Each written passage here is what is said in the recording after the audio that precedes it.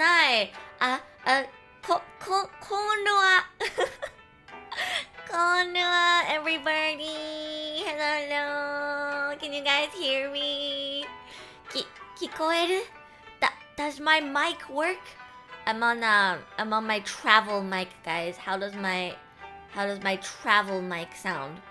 今日はね、旅行中ということで、いつもとは違うマイクを使ってるんですけれども、どうでしょうか？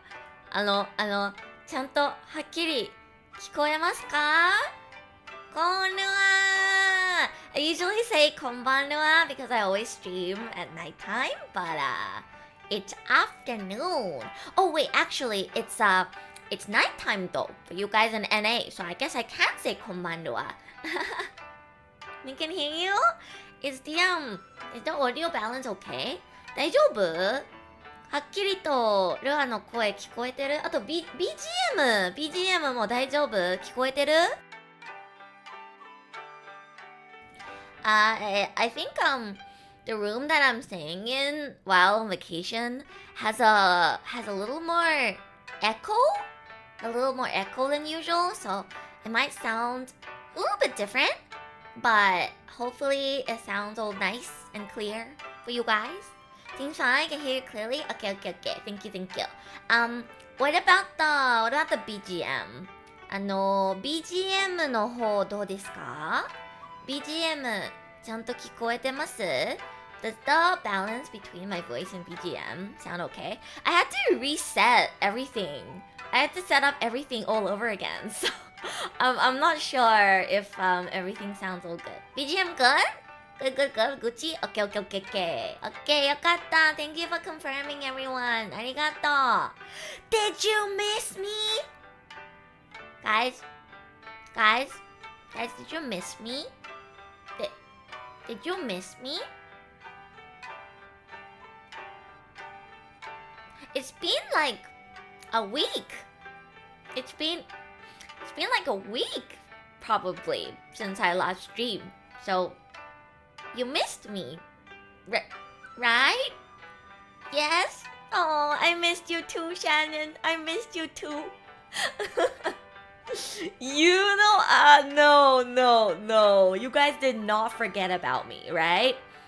ルアのこと忘れてませんよね。1週間配信お休みしただけで、ルアのこと忘れてませんよね。You have not forgotten me, have you? You better have not. We missed you, chicken daughter. I'm not a chicken. I'm a phoenix. Feels odd not having a stream at night. Yeah, it's only for the next week or two. This week and next week I'm gonna be on vacation, so it'll be a afternoon yap session. I know some people might not be able to join because it'll be during your work hours, but I tried to go for that sweet afternoon like break hour time. You know what I mean? Like if you're in Asia, I think this should be like around the time when you would have your lunch break. So hopefully you can come and like come yap with me for like a little bit while on lunch break. You can spend your lunch break with me. Yeah. Do a yap ASMR while working. Yeah, or you can just listen to me in your earphones while working and I will distract you. This is perfect since it's 10 p.m. Yeah, I think it's a good time for NA, isn't it? アメリカの方にとっては今いい時間だと思います。It's just bad, I think, if you're in EST time zone, because I believe EST it's like 1 a.m. Yeah, oh wait, lazy, are you EST? I'm sorry. Yeah, I think if you're EST, it's like pretty late. But if you're PST, it should be like before bed, which is like a good time. EST though, little, some blue guy. Thank you for following. Thank you. Are my alerts working, by the way, guys? 大丈夫? Are my alerts working? I hope they're working. I have to reset everything all over again in my travel setup. So I'm so paranoid whether everything's working. Wait, let me try if headpad is working. Hey. Ha! Ah, it's working! It's working! Guys, it's working. It's working. You can give me headpad. It's working. It's working! EST and AST can suffer a bit. I'm so sorry, Brian. It'll go back to my usual 11 p.m. JST once I'm back in Japan. But yeah, because I'm traveling and I have family here right now, I need to like touch grass. I need to touch grass. And I can't like stream too late because my family will get angry at me because I'll be too loud. So it'll be afternoon streams just for this week and next week. Hello from US Pacific Standard Time Zone. Hello, PST friends. I'm sure there's a few PST Ruamons who usually don't get to watch me because it's a really weird time for you. So, hello! Konniwa! Konbanwa! This is your chance. This is your chance, PST friends. This is your chance to chat with me while you can. Yeah. I'm glad you get an opportunity to stream. Aw, thank you. I'm really glad as well. My family members do have like work and commitments on some days of the week, so I'm like home alone right now. There's nobody, so I can go crazy and stream and do whatever I want.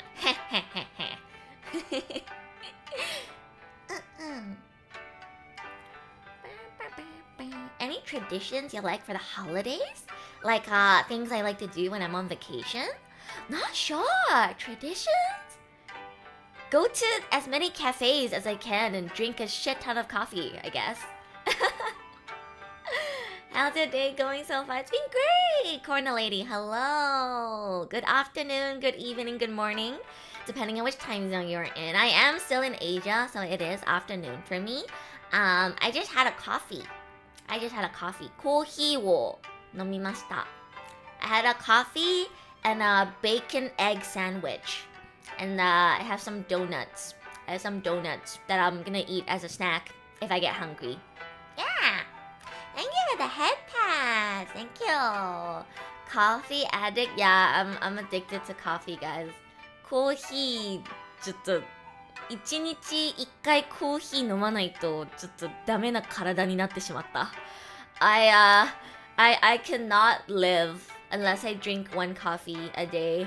Did you guys see my post on Twitter? I also posted it on YouTube community post the other day, but ルアのツイッター見ましたか？コーヒーの写真あげたんだけど。コーヒー I love coffee. Coffee's so good. McNugget! Thank you for following. Thank you. Oh my god, I want McNuggets. I want McDonald's. Aaron! Thank you for subscribing. Thank you so much. Thank you. Tier 2! Let's go! I need to get more emotes for you guys. Gotta get more emotes for you guys. I'm still waiting for the animated emotes that I... Oh my god! Thank you so much! Thank you so much, Coco! Thank you for the gift subs! Thank you! Wow! Arigato! 本当にありがとう! I gotta get you guys more emotes!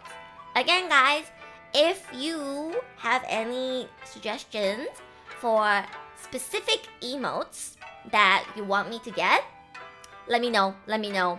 Coco, you know what? You deserve to suggest some emotes for those gift subs. What do we want? This?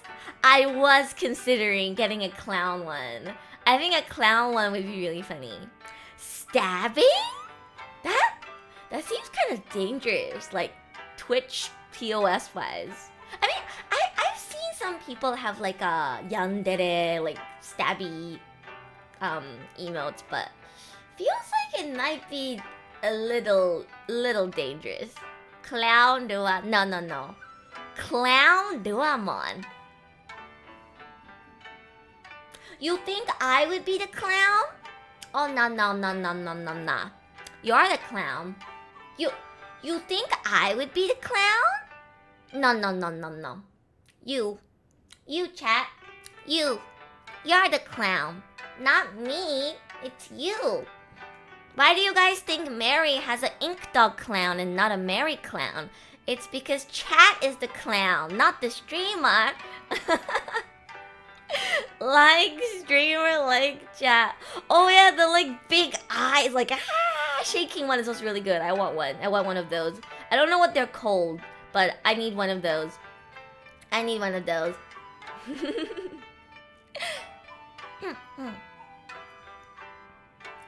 Oh my god, I need an emote of me drinking coffee, since I'm so addicted to coffee. Shaking eye emoji. Yeah. I need to get that. Okay, let's get a clown and a shaking eye emoji. What else should we get? Coffee makes me sleepy? That doesn't make sense. Isn't coffee supposed to wake you up? Isn't that how caffeine works? コーヒー飲んでも眠くなるのっておかしくない？コーヒーってさ、飲んだらなんか目覚ますはずなんだけど、あれ？おかしいな。Coffee clown zoom. I drank coffee once at work and I was falling asleep in my next meeting. What? That makes no sense. Coffee is supposed to make you energetic, no? How about smug? Like a Anya from Spy Family, kind of like, hey, kind of like smug face. That would be funny. Overstimulation leading to sleepiness. Ah, okay. That makes sense. Ramon flower. Oh yeah, I want that. Yeah. I really want one of you guys holding a flower. I think that would be really cute. Yeah. I didn't prioritize that one because we already had a heart. But I definitely want to get a flower one. Oh my god, a dancing one too. Yeah, dancing one would be so cute. Dancing Ruamon. I took Eve Quick when I was in Japan. I had no trouble sleeping. What is Eve Quick? I've never used that before. Oh my gosh, Spartan! Oh my! Thank you so much! Thank you so much for the gift subs! Thank you! Wow! Oh my god. Hype Train level 3 complete! Welcome, new subscribers. I really have to get you guys new emotes now. Dancing will be cute. Yeah. I wanna get a dancing one. I need to find someone who can make a dancing emote.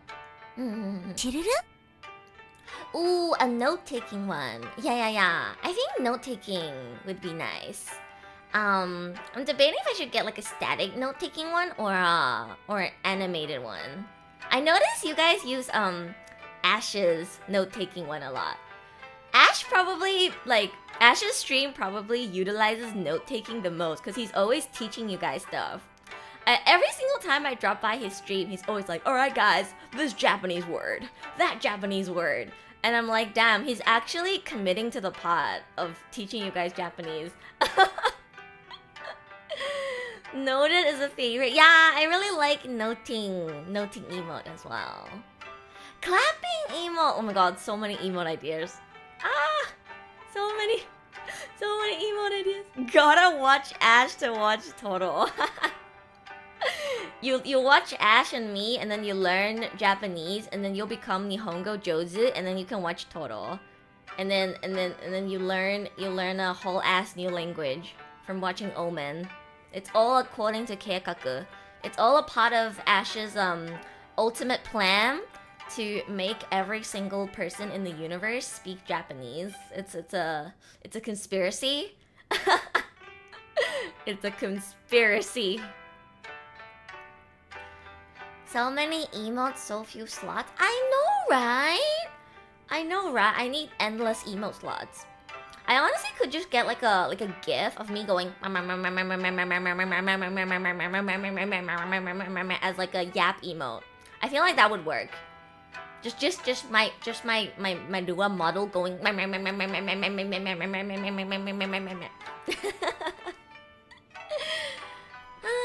Bangalore. I need an Omega Lol emo. That's a really good one as well. Oh my god, so many ideas. I gotta start noting them down. Chicken yap. I'm not a chicken. I'm a phoenix. Also, guys, I apologize if you hear construction in the background. So where I'm staying right now for vacation, there is, for some reason, a lot of construction going on and screaming children. I do have the door to like the room closed, so hopefully you guys won't have to hear any screaming children. But if you hear a screaming child in the background, just know that it's not my child, it's the neighbor's child, okay? I want you guys to know that I am not secretly married with 5 children. And that if you hear a child in the background, it's not my child. It's the neighbor's child.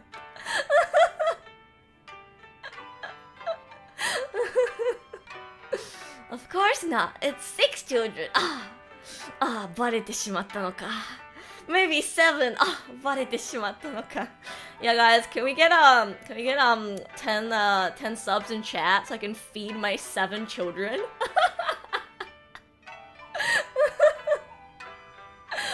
Yeah, guys, I need more subs so I can feed my 7 children. No, guys, I don't have children. I think I would be dead if I had 7 children. I'm not gonna lie. I'm not gonna lie, guys. Like, I genuinely have so much respect for people who have even 1 child. I can't imagine having 7 children. I think I would actually, like, die. Like, not exaggerating, I think I would die. マジで子育てすっごい大変そうだから、子供を2人以上育ててる親ってすごいなってめちゃくちゃ思います。Exposed! Oh no. VTuber exposed to be secretly married with 7 children. Guys, would you still Oshi me even if I was secretly married with 7 children?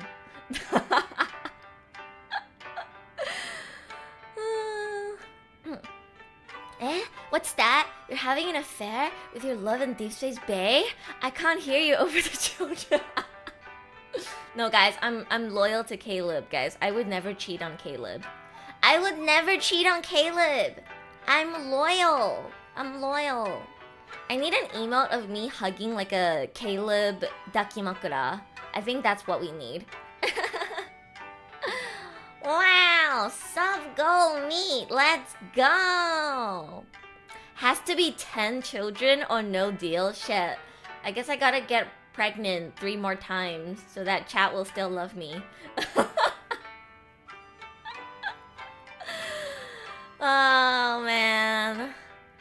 In all seriousness though, guys, genuinely raising children seems like such a difficult task, and I have so much respect. I have so much respect for all parents out there. You know, my mom, Rua Mama, always talks to me about how rough it was, like, raising me as a child. And I'm not gonna lie, she made me not really want children.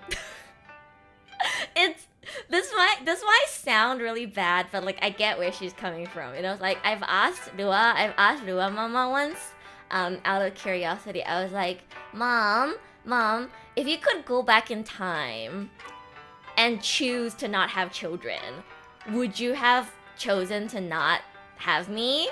And then she was like, that's a difficult question. if you took me back in time with no memory, I think I would have preferred to have no children because I wanted to enjoy my youth more. But because she already knows that I exist, it would be kind of cruel to say that, like, she wouldn't have me, you know? So I think it's fair. What she means is that, like, if she didn't know what, you know, her child would end up being like, you don't have that memory, and she could remake that choice, she says she would have preferred to not have children because she didn't really enjoy being a mother.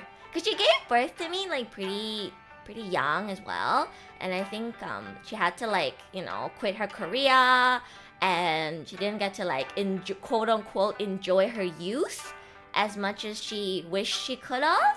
So yeah, I get where she's coming from. Honestly, I get where she's coming from. Or better yet, a toggle of you hugging a daki. Oh my god, I gotta contact my VTuber mama right now. I need a toggle of me hugging a Caleb dakimakura.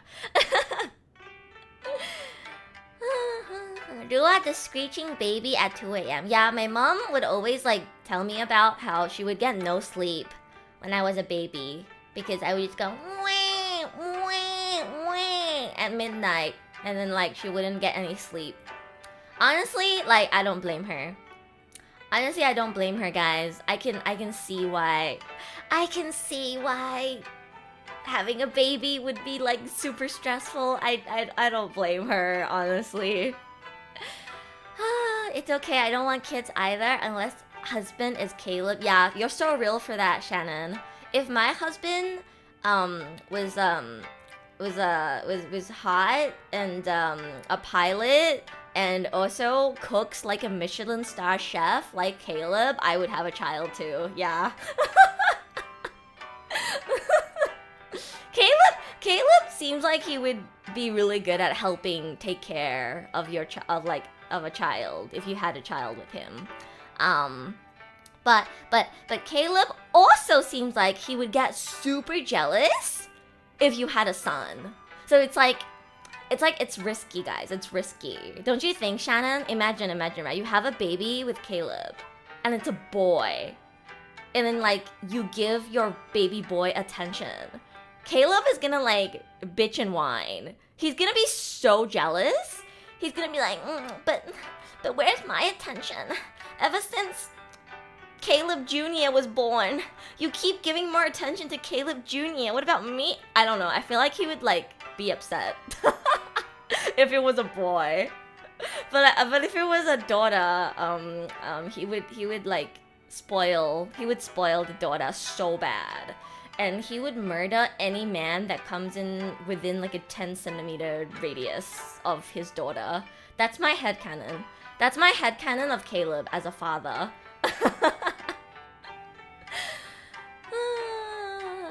If it's a daughter and looks like MC, he'll spoil her to heck. Oh yeah, for sure.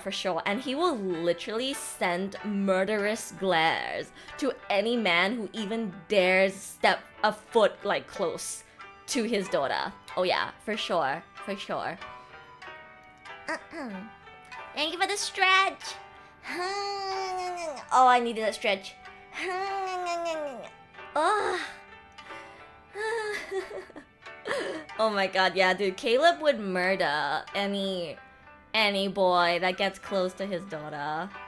Have you guys ever thought about how you would be like as a parent? Or heck, if you are already a parent in my chat. I don't know if anybody on Twitch or YouTube chat right now is already a parent. I'm guessing most of you guys probably aren't parents yet. Or maybe you plan to never be a parent, which is also okay. But have you ever thought about what you would be like as a parent? I think about it sometimes, even though I don't particularly want children, at least not, you know, anytime soon. I like thinking about, like, what would I be like as a mom? How would my disciplining of my child change depending on whether I had a boy or a girl? I think about that sometimes for fun. I'm passing my Steam account down like a heirloom. Makes sense. I'm passing down my Kakihara Tetsuya hand-signed autograph as a family heirloom. I don't want to imagine it. Really? I think imagining it is fun. Actually going through it probably isn't so fun. But imagining it is fun. I don't remember if I told you guys during my Pokemon streams, but some of my favorite English names all come from Pokemon. And I've always said that if I had a child and it was a girl, I would name her either May or Cynthia, because May and Cynthia are two of my favorite Pokemon characters, and I think their names are very pretty. And if I had a son, I would name him Keith, because I was so obsessively in love with the rival character in the Pokemon Rangers Shadows of Almia. I don't know if you guys ever played that game, but Pokemon Rangers Shadows of Almia on the Nintendo DS. If you pick the female protagonist, your rival character who's a boy is called Keith. And dude, as a child, I was in love with that guy.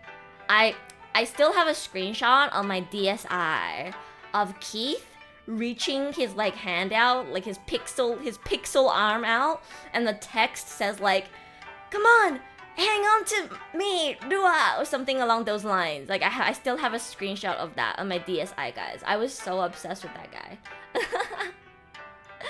I played the OG Rangers, but oh yeah, it's from Shadows of Almia, one of my favorite games of all time. I'm gonna raise your boy rival. I'm just really attached to the name Keith because of that one rival character in Pokemon Ranger that I really, really like. Yeah. Did I say it in the last Pokemon stream? Yeah, I had a feeling I talked about it. Yeah. I always tell my friends about it as well. That I really, really like May, Cynthia, and Keith as names. And obviously I already have a name, so I wouldn't get to rename myself. So the only chance I would get to, name somebody else would be either if I get a pet or if I have a child. So I'm just saving all these names that I really like for my children who don't exist. So close to 20k points, oh boy. Who are you? 你是谁？你已经把我忘了吗？就一个星期你就把我给忘了？不会吧？May was one of my favorite Pokemon characters when I was growing up too. Yeah, my favorite Pokemon heroine is May Haruka from season 3, I think? Season 3, because Misty was season 1 and 2. May is season 3. Advanced Generation? Yeah. ルアはポケモンのヒロイン、ポケモンアニメのヒロインの中でハルカが一番好きです。ハルカ大好き。Partially the reason why I really like Glaceon is because I really, really like May. Scroozy, thank you for following, thank you. One of my other favorite Pokemon is like, for example, Beautifly and Skitty.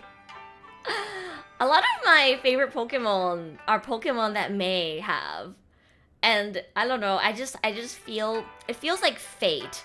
Cause I started liking Glaceon before May ever showed up with a Glaceon. Because she only got a Glaceon in season 4 when she made a cameo during one of the episodes in Dawn's season. And then it turned out that she had an Eevee that evolved into a Glaceon. And I was like, oh my god! It's fate! Glaceon is my favorite evolution, and my favorite heroine just happened to have a Glaceon. Like, I don't know, it just felt like fate. I also love Torchic. I love Torchic. Yeah. I don't know, it just feels like fate, you know? She has a Glaceon, but it only shows up in season 4 in one of the episodes where she makes a cameo. She enters a Pokemon contest with Dawn. And she kind of shows up as a senpai, and then that's when we see that she has a Glaceon. I was so excited when I saw that. I was like, oh my god, my favorite character has my favorite evolution! This has to be fate! Yeah.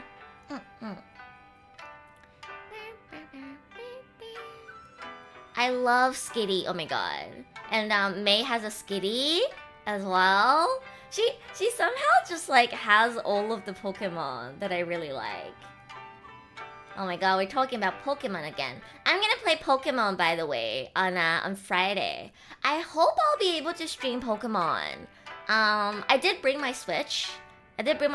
On vacation, but I haven't tried connecting it to my stream setup. So excuse me if it ends up not working and I have to play a different game. But I'm really hoping I'll get to stream Pokemon, cause I wanna make progress. I wanna meet Karasuba-san. Frick, I forgot his name in English. I made a thumbnail. This guy. こいつ、Karasuba-san。次のポケモン配信で、カラスバさんと戦えるんで、ちょっと、すっごい楽しみなんですよ。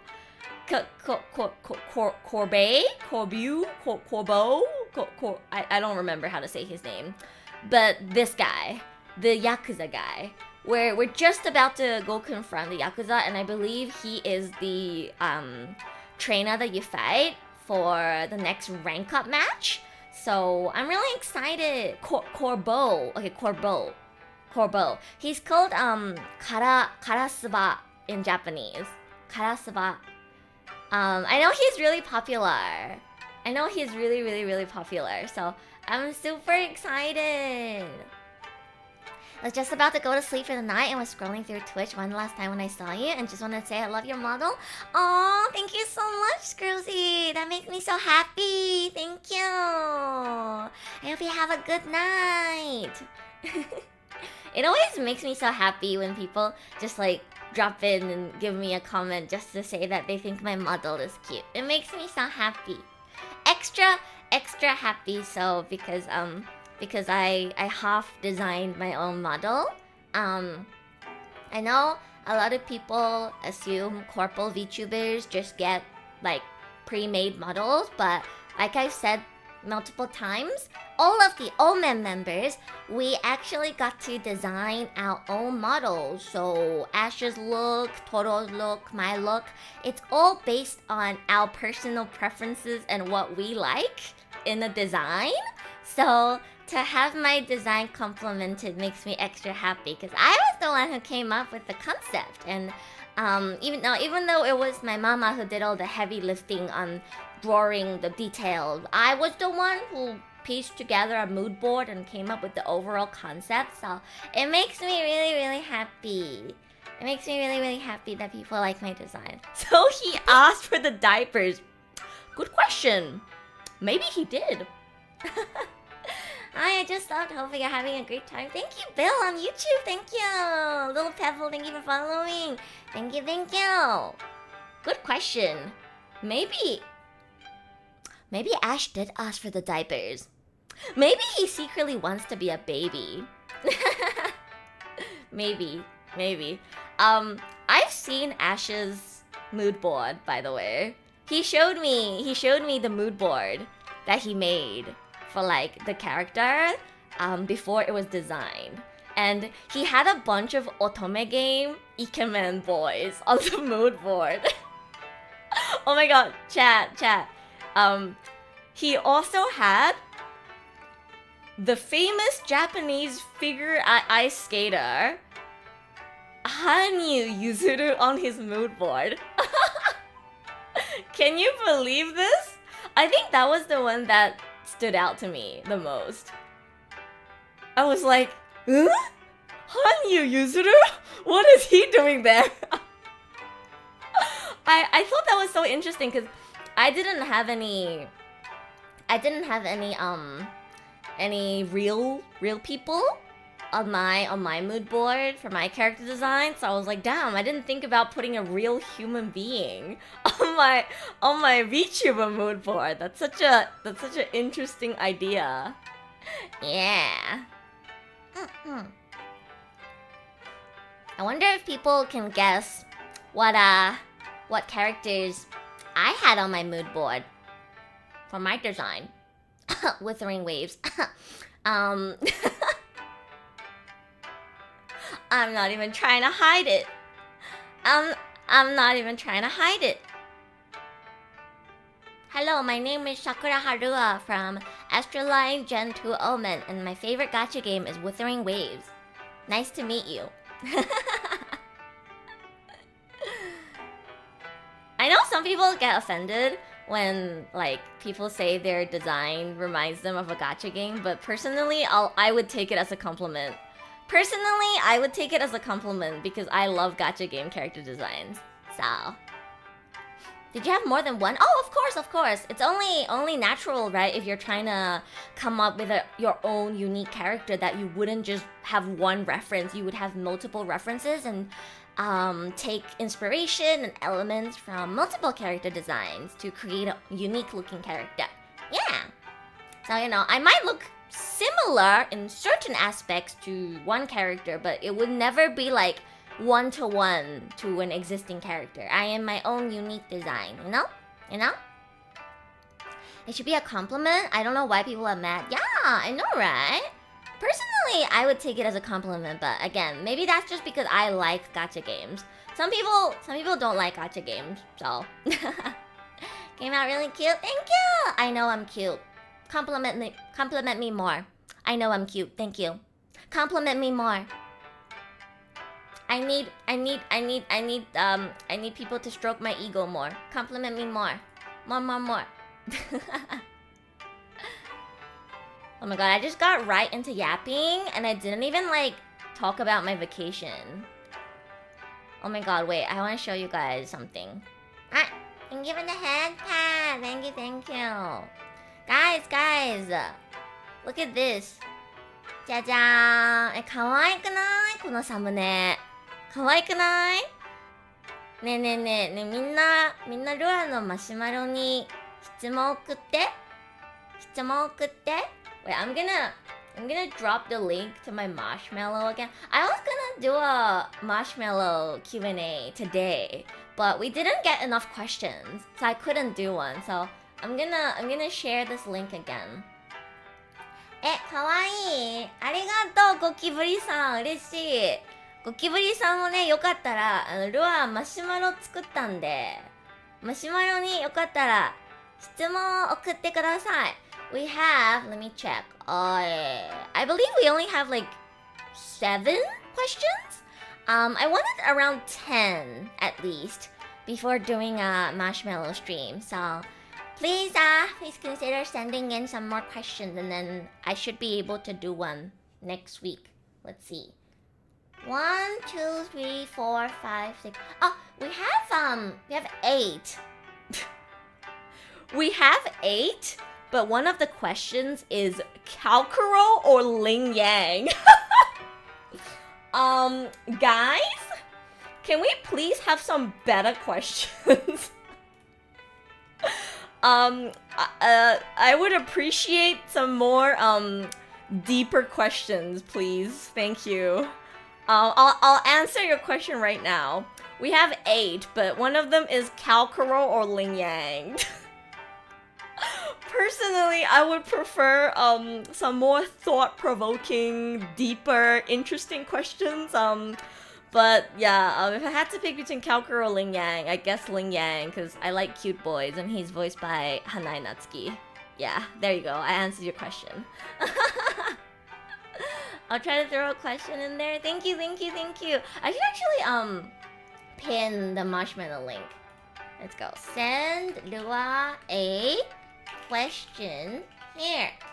よかったらね、ルアのマシュマロに質問を送ってください。来週あたりにマシュマロマロを食べるみたいな配信やりたいんで、よかったらね、なんか送ってきてください。どんな質問でもいいよ。ルアンの好きなアニメは何ですか？でも全然なんかもうちょっと深い質問でもいいよ。ルアはお金と人生どっちが大事だと思うみたいなもうわかんない。そういうのでもいいよ。全然何でも。Feel free to ask me deep philosophical questions. You know, chat, I love deep philosophical questions. Like what do you think is more important? Money or passion? Like, I love questions like that. I could yap about something like that for like 5 hours. Also, if you just want like life advice, or my favorite of all time, relationship advice. Rua, there's this girl that I've been really interested in. She works at my local Starbucks and she's really cute, and she always draws a little smiley face on my drink whenever I order, and I really want to ask for her number, but I don't know what I should do. I'm so scared. Like, what if she says no? What if I come out as creepy? What would you do? Send it to my marshmallow. Send it to my marshmallow, dude. I'll help you. I'll help you.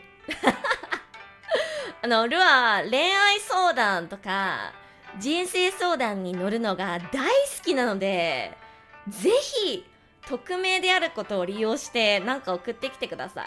Take advantage of the fact that it is anonymous and send me your deepest, darkest, like, I don't know, life questions.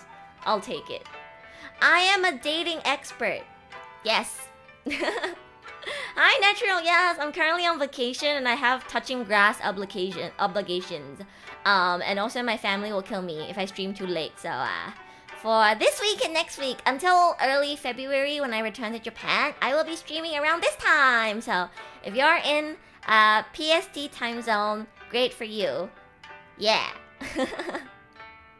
I just woke up. Wait, what time zone are you in, Natural? What time zone are you in? Europe? I think it should be like morning for Europe.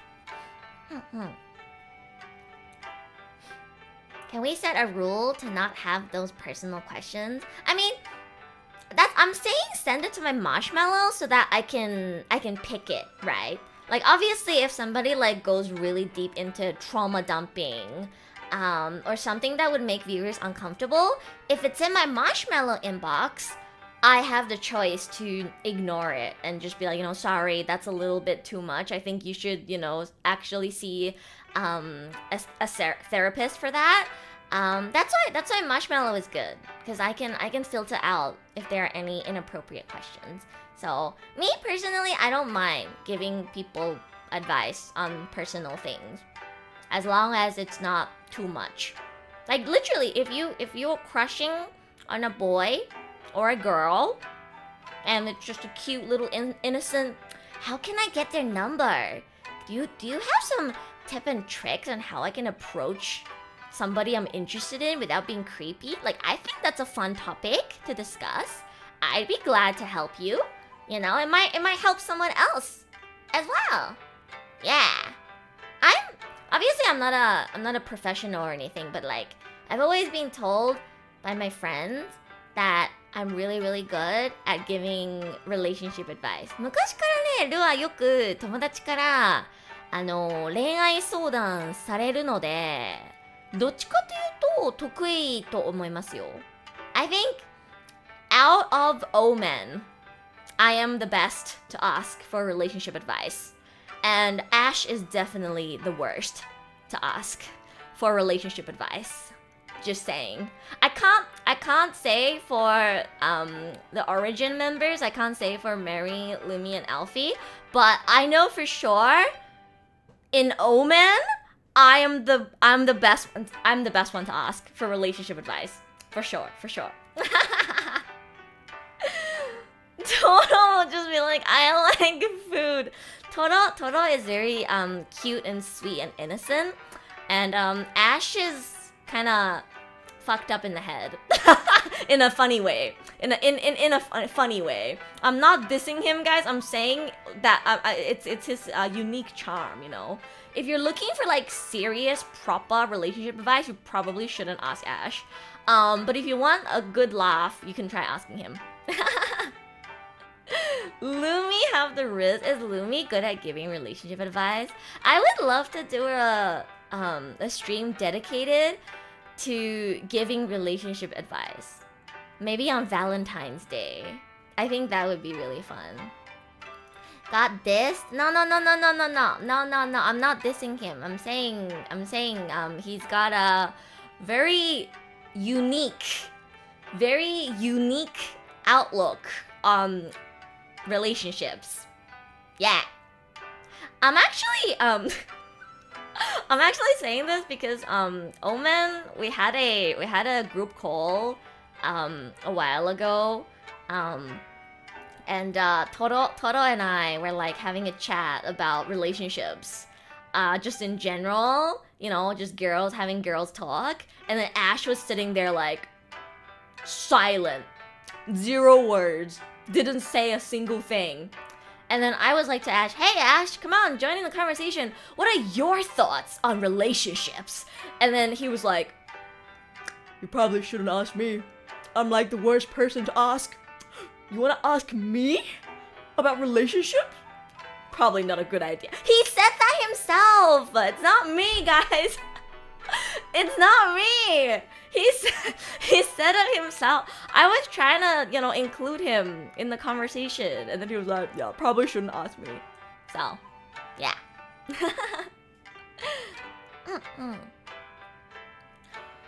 I think it would be really fun if we did a collab for Valentine's Day, where we give you guys relationship advice, or just like have chats about, you know, like values and things and relationships in general, and then you can see like the differences between how we all think.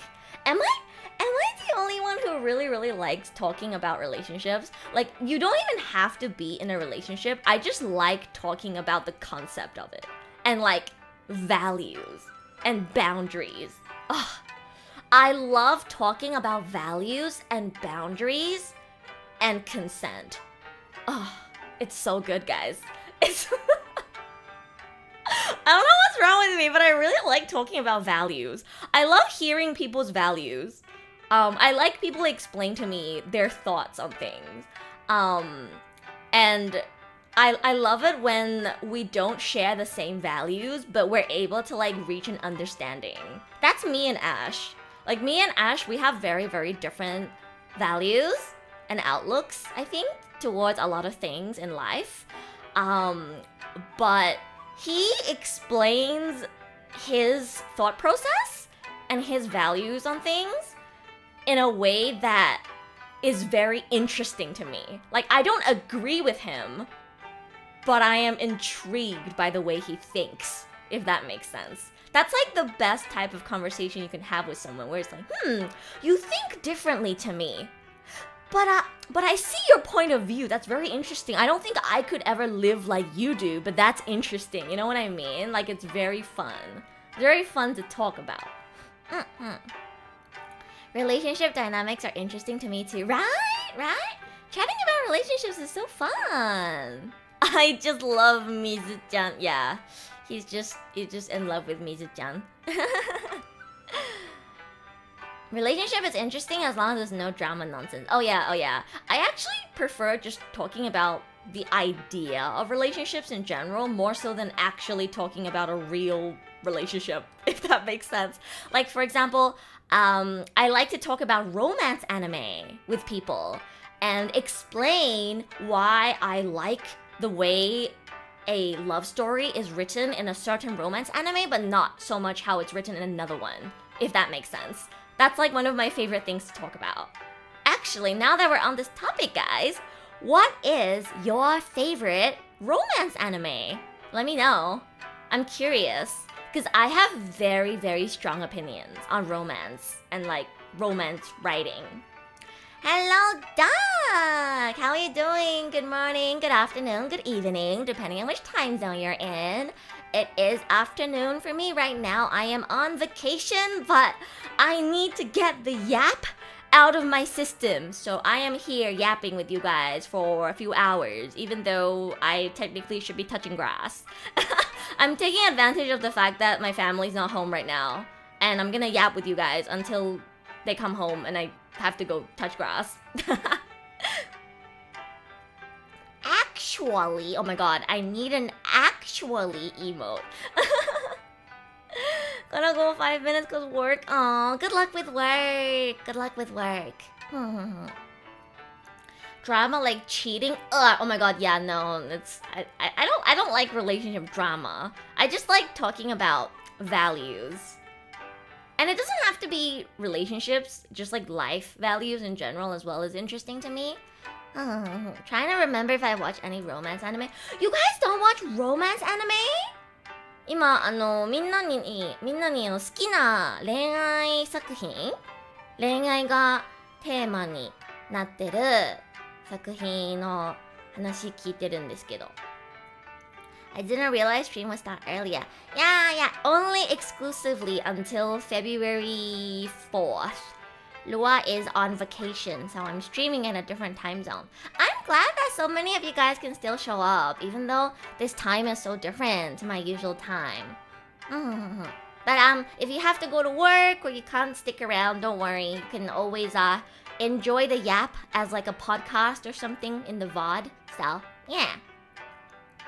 Does Oren count? Yeah, Oren High School Host Club is a romance. Yeah? Are you team Tamaki or team Hikaru? This is very important. Oh.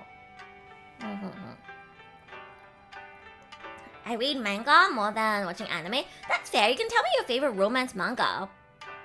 That works as well. Rascal does not dream. Maybe Bunny Girl Senpai? Bunny Girl Senpai is a romance.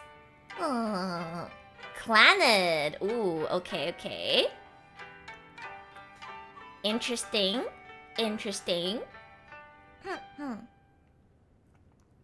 Who was the one who hugged her during the thunder? That was Tamaki, I believe. I think that was Tamaki Senpai. Yeah, that was Tamaki Senpai. Hikaru was the one that put earphones on her. Headphones on her during thunder.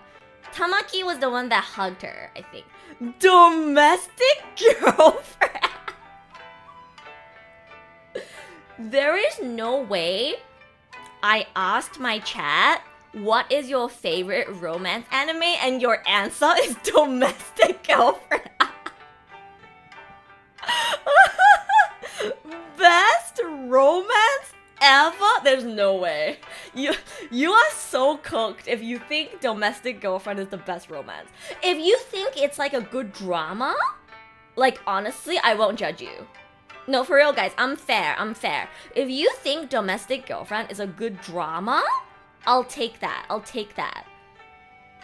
But best romance? No. Definitely not. I'll take it if it's your favorite drama series, but definitely not romance. That's a bit Horimiya and Sasaki to Miyano. Oh, I love Sasaki to Miyano. They're so cute. Chainsaw Man? You know, I was gonna say Chainsaw Man is not a romance. But honestly, Denji and Reze is such a good romance. I'll take it. I watched that movie 5 times in theaters, guys. I am addicted to that movie. It's such a good movie, dude. Oh, I watched it 5 times, and I would watch it another 5 times. Hi, how are you doing? I'm good. I'm on vacation, yapping with you guys for a bit before I have to touch grass. It's one of the best movies I've ever seen. Me too. It's so good. I love it so much. It's so good. Ain't got time to watch anime. Wua snatch it all up. Okay, that's fair. You know what? That's fair. If you're playing Wua, can't be helped. That's fair. Have I ever told you guys what my favorite romance is? ルアの一番好きな恋愛作品、みんなに教えたことってある？ないよね。I talked about a lot of my favorite anime during debut, but did I tell you guys my number 1 favorite romance of all time? ほう。恋愛のこと、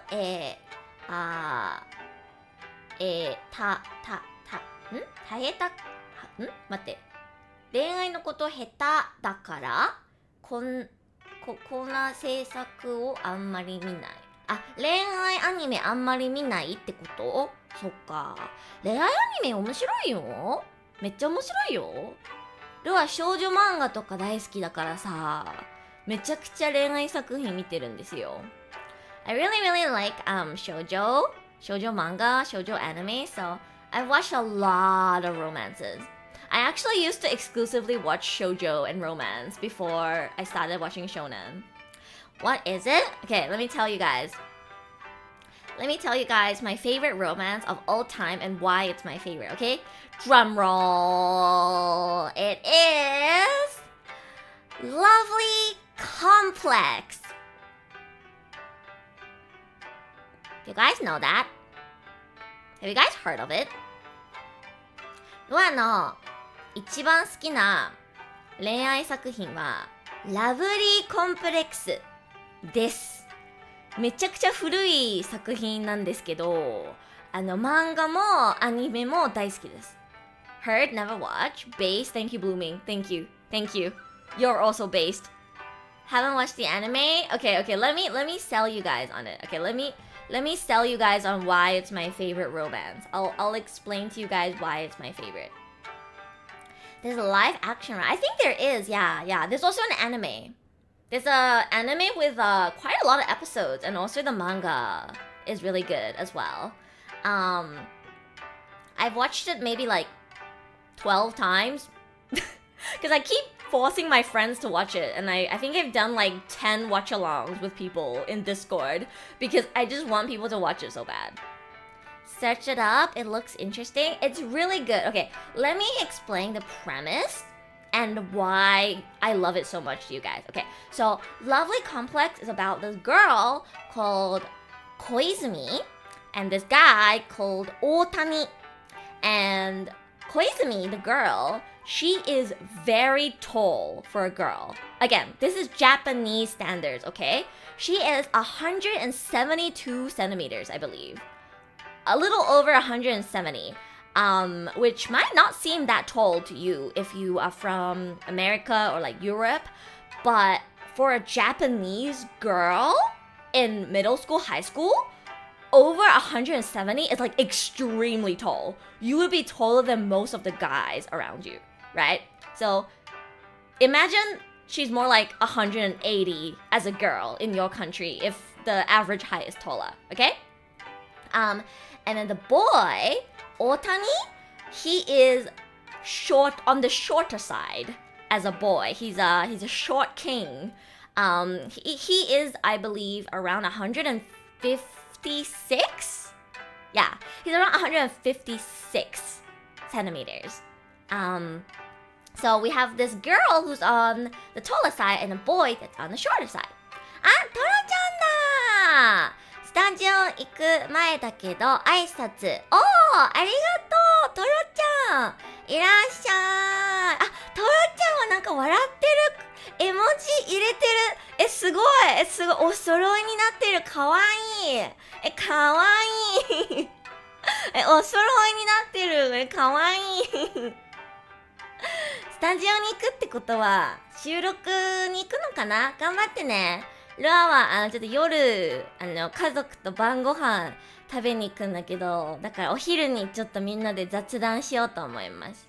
Oh my god, Toro also added a little like smile, the smile emoji, and now we're matching. It's so cute. Oh,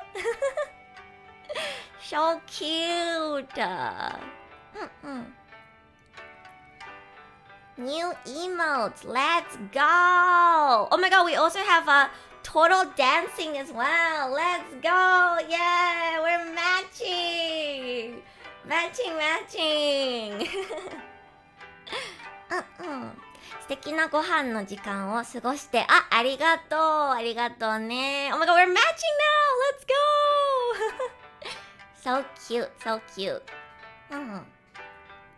Where was I up to?さっき何の話してたっけ？あ、そう、好きな恋愛作品の話してたの。トロちゃんはラブリーコンプレックスっていう作品見たことあります？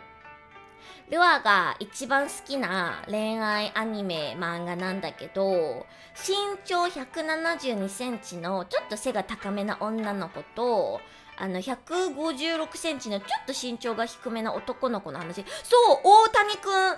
そう見たことあるか、漫画読んだことある。一番好きな恋愛作品なんですよ、ルアの。で、みんな知らないから、ちょっと今からなんで一番好きなのかを説明してるの。あ、好きなの？やったー！嬉しい！ Toro also likes lovely complex! Let's go! アニメとコミックと映画見た。すごい全部見てるじゃん。そう、ルアめちゃくちゃラブリーコンプレックス好きで、ちょっとみんなにも見てもらいたいから、ちょっと頑張って今説明してるところ、どうしてこの作品が大好きなのか。Okay, so to continue explaining why I like Lovely Complex so much, it's because of the way their relationship progresses. Oh, subtle! Thank you for following! Thank you! 説明頑張ります。みんなに見てもらえるように頑張ります。So, first of all, because they have this huge height difference, typically guys prefer to date a girl that's shorter than them, and girls prefer to date a guy that's taller than them, right? And both of these characters, they start off wanting that. He starts off crushing on this really short girl, and she starts off crushing this girl, this guy that's really tall. Oh, thank you for the gift stuff, the Toro Natural. Thank you. わあ、これでトロちゃん、ルアの絵文字全部使えるよ。やったー。Thank you, Natural. So both of these characters start off crushing on somebody that typically, you would think a girl and a guy would be attracted to, and they're very dead set on it. And they start this rivalry, friendship kind of relationship where she tries to help him get closer to this cute short little girl who's her friend, and then he befriends the tall guy and then tries to get her closer to him. So they start off as friends. That's very important. It's very important. They start off as really just friends. They're crushing on somebody else, and they start this rivalry where they compete with each other to see who can get into a relationship first. So from the beginning, they build this very natural friendship. They spend a lot of time together as friends before romance ever comes into the picture, right? So because they're helping each other get closer to their crush and all that, they naturally start getting to know each other better.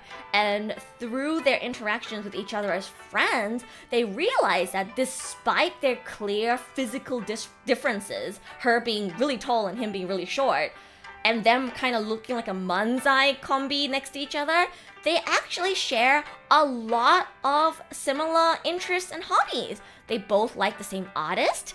They share the same sense of humor. They're both kind of goofy and enjoy similar activities. And they start building this very natural and real friendship.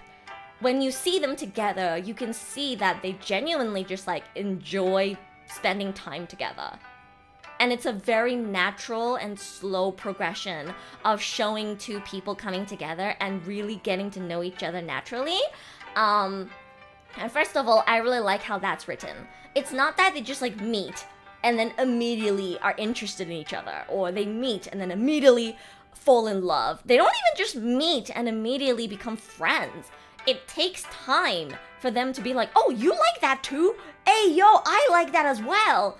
And it's just very natural. It's not a forced friendship or relationship that's very fast-paced. It's very natural and progresses very slowly like a real friendship.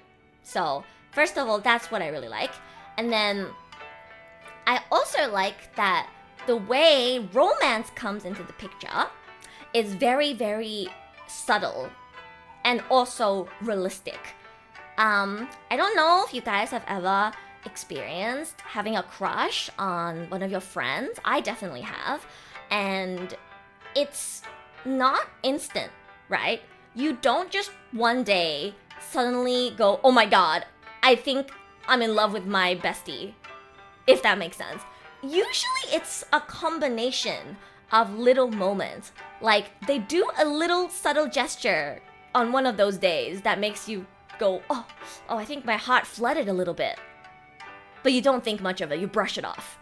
And then it happens again. They do a little something. They do a little something that makes your heart flutter a little bit.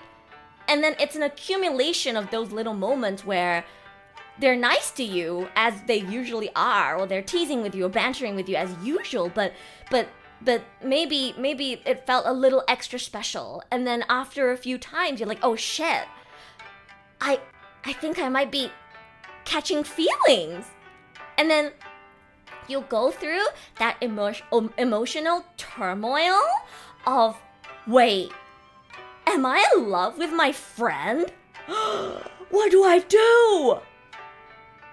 And that's probably my favorite part of Lovely Complex, because Koizumi is the first one to like kind of start catching feelings, but she doesn't just immediately catch feelings, which to me is unrealistic. She slowly starts to think like, oh, maybe he's kind of a good guy. Like, he's not really my type, but he's actually a really thoughtful guy. Oh, like, you know, he's short and all, but when he held my hand, it made me realize, like, you know, he might be like short for a boy, but like he does have like a man's hands. It's like little moments like that builds up to her starting to see him more as like a potential love interest. Whereas in the beginning, he really was just like some guy that was in her class that it's like is funny to hang around. And something about that really like gets me. It really gets me. I like the gap. I like the gap moe of like, he's short, so she didn't really like see him as quote unquote a man when they first get to know each other. But like this one time where he held her hand, she was like, oh, like he might be shorter than me, but his hands are bigger than mine. I guess he is a guy after all. You know, like those little moments. I'm like, oh, I love those little moments. なんか私より身長ちっちゃいからあんまり男として見てなかったんだけど、ちょっと手を握ってみたらちゃんと私より手が大きくて男の手なんだなってなんか気づく瞬間、それめっちゃいいの。それめっちゃ好き。ルはそういうのめっちゃ好きなの。And like also like he's a part of the basketball team. So there's like this progression of her watching him do his best in the basketball team. And you know, it's like very typical in basketball that people say you have to be tall to play basketball, right? So it's very unconventional for Otani to be this short boy in the basketball club trying to make it. And he gets discriminated against a lot, right? His teammates, the coach, they make fun of him. They don't let him be a regular on the team, even though he's actually really good at playing. Like, he can jump really high. Just because he's short, they laugh at him and discriminate against him. But he doesn't give up. He keeps trying. Even when his teammates and the coach laugh at him and tell him he's never gonna be able to make it because he's so short, he just keeps practicing and keeps going. And he eventually makes it as the captain of the team. And she watches that side of him, right? Like, it's the moments where she realizes, he's not just some guy who likes to yap in my face about how he doesn't like being called short. He actually, you know, really works so hard to make an effort to make up for what he doesn't have. You know, instead of being a bitch about it, he tries to make up for his lack of height in other areas to do what he wants to do, which is, you know, be on the basketball team. And that's very admirable of him. And she sees that side of him, and that's also like, you know, like a part of like his personality that slowly comes to the surface that she becomes attracted to. And then after a few of these moments, you know, come together, she eventually admits to herself that she might be interested in him a little bit more than just a friend. But it takes a lot of time for her to convince herself. And it also takes her friends to convince her that she's crushing on this guy who was just a friend. It's kind of hard, you know, to admit that you like somebody who you just thought was a friend, if that makes sense. Like, oh, I would never like that guy. I would never like that girl. Oh, she's not my type at all, you know? Like, somebody who you used to see that way, it's kind of hard to admit that you're now into them. And the way that's depicted in Lovely Complex is really well done and very realistic to me. I think it makes sense that you don't just suddenly go, oh my god, I love my friend. It's a slow progress of convincing yourself, like, oh my god, wait, I think I'm catching feelings. Wait, there's no way, right? There's no way. He's just a friend to me. He's not my type. There's no way I see him as a potential romantic interest. And then you only, like, after a while convince yourself, right? Slow burn does hit good sometimes. Yeah, I think Lovely Complex is just like the perfect slow burn. And then, okay, again, this is like slightly spoilery, so don't listen to this next part if you don't want to get spoiled. But my absolute favorite thing about the writing of the relationship progression in Lovely Complex is the fact that she doesn't just confess and then they get together. If that makes sense. So, in my experience, typically, in most anime, in most romance anime manga, two people already like each other from like the very beginning. Or by the time they get to the confession stage, they are already both very sure that they like each other romantically. So once one party cracks the silence and says, hey, I like you, can we be boyfriend, girlfriend, or can we date? It just happens. Or even if it doesn't happen, at least it's like obvious that they like each other and they express that to each other. It's like mutual, right? Well, in Lovely Complex, that's not what happens. She finally comes up, she finally gets the courage to confess her feelings. And you know what? He doesn't say yes. He gave probably one of the most realistic responses to a friend confessing to a friend that I have ever seen in anime. It's just so real. I think if I had to describe Lovely Complex romance writing in one word, it would be real. It's very realistic.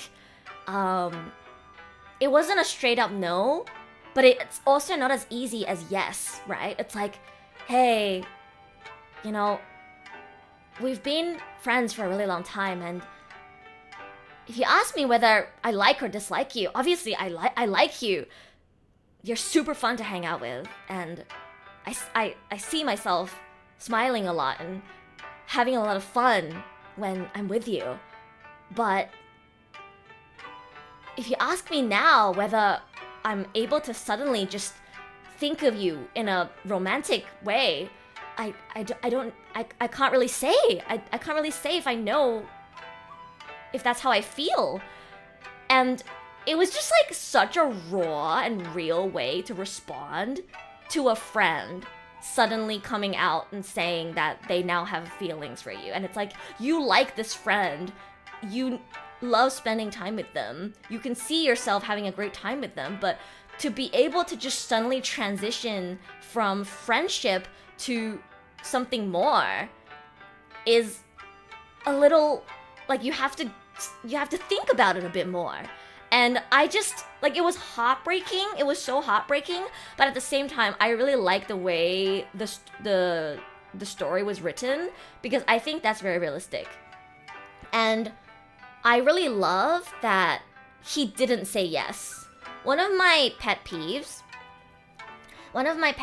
in romance is when people say yes, even though they're not sure. I'm about to hate on a popular manga now, so I apologize in advance if you love this manga, but I hate I'll How to Ride. I hate I'll How to Ride. And you'll only understand why if you read the manga. You'll only understand why if you read the manga. But without spoiling too much, basically in the manga, something happens and there's this other guy who shows up who's interested in the main girl, and even though she clearly was still in love with the other guy, she said yes, and she dated this guy who had a crush on her even though she clearly still had feelings for someone else. And I hate that. It is such a huge pet peeve of mine when people say yes when they're not sure. I just think it's so cruel. I think it's so cruel to agree to date someone when you clearly, for example, have not gotten over your ex, or you are in love with somebody else, or you know that you're not ready for a relationship. You shouldn't say yes. You're just gonna end up giving them false hope and then hurt them even more. So it's like one of my biggest pet peeves. Yeah, I'll had it right. AOHARURIDE. Yeah. The anime is pretty good because the anime doesn't get to the worst arc. But yeah, if you read the manga, you'll get what I mean. I absolutely hate it when people say yes. To me, it's almost in a way like taking advantage. I think it would be like taking advantage of somebody's feelings if you say yes. Like, if somebody had a crush on me and I don't feel the same way about them, but they're a nice person, and I just decide like, I guess I'll date them. To me, that would be me taking advantage of how they feel towards me. Because obviously if they like me, they would try to please me, and they would want me to like them back. So in a way, there's that sort of power imbalance. And to me, I think it's kind of manipulative. And I think in the end, you would hurt them more than if you just said no to begin with. So yeah, one of my pet peeves. Lazzy, thank you for following. Thank you. Don't you also hate those manga where ML likes FL but they sleep with other girls? Oh my god, yeah, I hate that. No, that's even worse. Yeah, I hate that. Can't believe they went down that road. Yeah, I was fine with Ao Harurai until, that arc happened. I really hate characters who are indecisive. I think being indecisive can end up hurting people a lot. So back to Lovely Complex. So I have a lot of respect. I have a lot of respect for Otani, the boy, for not saying yes. Because at this point, you have to understand they've already spent a lot of time together, and he admitted to really enjoying being with her. And he could have tried dating her. There are people who do that, right? Like you're like, I don't dislike you. You're cool. I guess you can be kind of hot. I'll give it a try. But he didn't quote unquote try. He wanted to make sure that if he were to say yes, he's 100% sure that he can return her feelings, and I really respect that. I really like that about him. And you can tell that the reason why he didn't just say yes or just say a simple no was because he really treasures the friendship that they have. And I feel like the more you treasure a friendship or a relationship that you have with someone, the more it would be difficult for you to just say yes or no. Like, that's why Caleb MC is so good to me as well, right? Like, the fact that they treasure each other as family so much, and they don't want to hurt the relationship that they have already built with each other. That's why it's so difficult for them to move forward. That's why even if he wants to be more than Gege, it's hard for him to just go for it. That's because she means something to him. That's because she means so much to him that he would rather suffer in silence than lose her. You know that feeling when somebody is so important to you, like a friend is so important to you that even though you want to be their boyfriend or girlfriend and you really, really want to be more than a friend to them, but you would hate it even more if you couldn't even be their friend anymore. You know that feeling?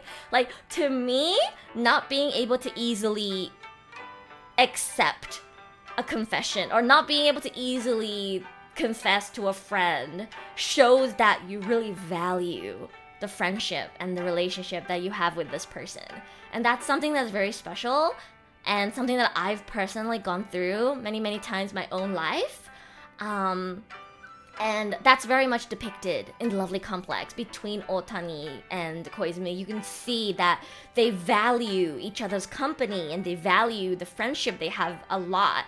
And that's why it took her so long to be able to even say the words, I think I like you. And that's why he couldn't just say, okay, I guess let's date.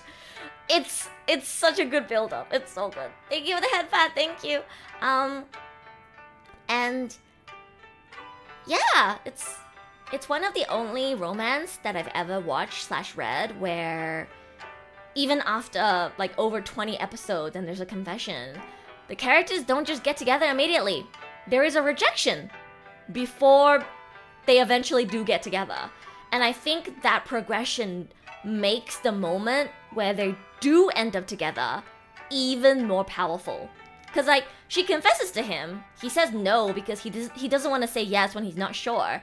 But then, after spending more time together, you know, obviously now he has it at the back of his mind. Oh, shit. She likes me. So, he starts to see her in more of a romantic way. And then, after spending more time together, after more things that they experience together, he eventually reaches the conclusion that, you know, I think you're the one for me. And the best part about it all is that it's so personality, attachment, and experience based. They become attached to each other through getting to know each other, through spending time together, through seeing each other in ways that they would have never seen each other in if they were, you know, not close friends. And it's almost like appearance plays zero part in their attraction to each other. If anything, in the beginning he was like, ugh, I never want to date a woman who's taller than me. Ew, go away. And she's also like, ew, I never want to date a guy who's shorter than me. Ew, go away, you know?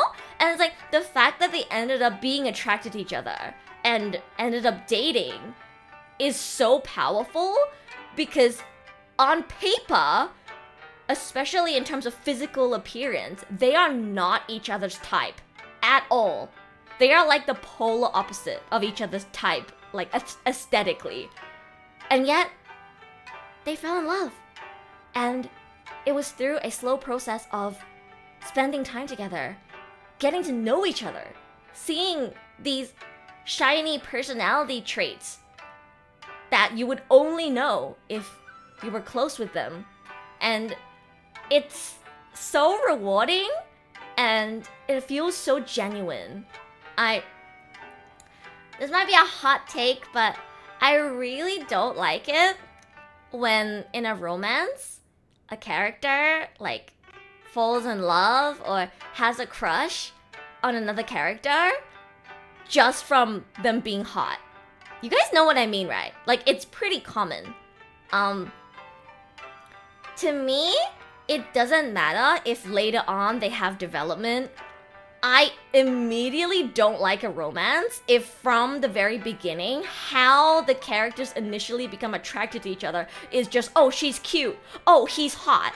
Like, I get it, appearance is important, but me personally, like, I've never decided that I have a crush on someone or that, like, I'm in love with someone just from them being attractive to me physically. Like, you can see someone and be like, oh, she's pretty, or like, he's hot, and be interested, but to just immediately have a crush or, you know, be in love when you haven't even talked to this person yet, when you don't even, like, know them at all, just feels so absolutely shallow to me, and I really don't like it. I really don't like it. I much prefer it when characters aren't immediately attracted to each other, and it's only after they get to know each other's personality or spend time together that they start to feel that attraction. I think that's more realistic, and it aligns more, I guess, with how I feel towards relationships. So that's why Lovely Complex just like really aligns with my values and how I feel about relationships. Because it really makes sense to me. So true, thank you! Absolutely! Oh my god, I'm glad you guys agree with me. It's that mentally that drives so much of the gacha game scene, I think. But from my POV, it's like, okay, you're easy on the eyes, but what else is there to you? I think it's totally fair and understandable to be interested in whether that's a person or a character from just looking at them. I've had that. I was interested in Kirua since the first time I saw him in Hunter x Hunter opening. This was before I knew anything about him as a character. But I didn't immediately just decide he was my favorite character. I was just interested in him. And then it was after watching the actual anime and getting to know about his backstory and seeing his interaction with Gon and seeing his development as a character that made him my favorite anime character of all time. And I think that's how it should be. Or I prefer when it's like that. It's fair if you have an interest in someone from the first look, but I just think you shouldn't decide, like, oh my god, I have a crush, oh my god, I'm in love, oh my god, she/he's the one for me, before you, like, even talk to them. That's just my personal opinion. So that's why I really gravitate towards more slow burn romances, and I really gravitate towards enemy to lovers, rival to lovers, friends to lovers, anything but two people meet and immediately are physically attracted to each other and then get together. So, yeah. Will you ever get Hunter x Hunter anime for the next arc? I don't know. Togashi releases like one manga volume per year, so at this rate, probably not. I hope we'll get it eventually. Oh. I have been yapping so much and not drinking enough water. Do you read manhwa? I want to. Blooming, do you have any manhwa recommendations? Please give me manhwa recommendations. I need manhwa recommendations. I don't mind people being pulled in physically, but if they stick with the person when they have a crap personality, then I have beef. Oh yeah, I also don't like that.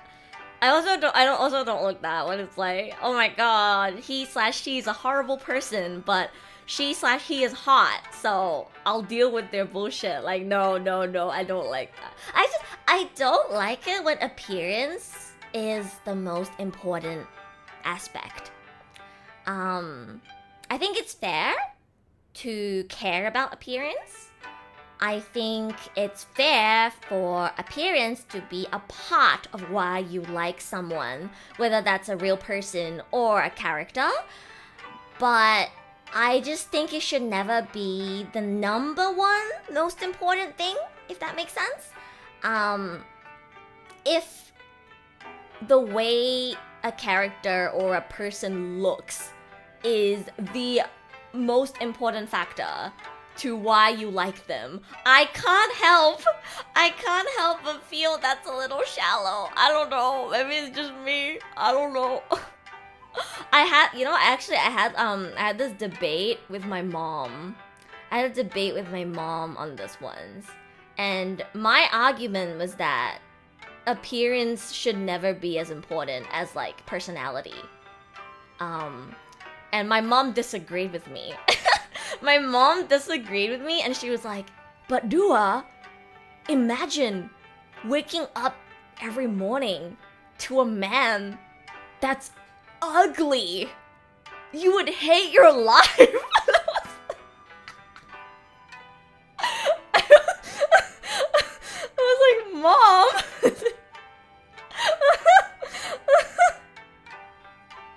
I mean, I get it, but like, I would hate it even more if I woke up every morning next to a man who was abusive and has a shit personality. You know what I mean? Like, she's right, but like, I'd rather wake up next to a man who's ugly but treats me right than wake up next to a hot guy that treats me like shit.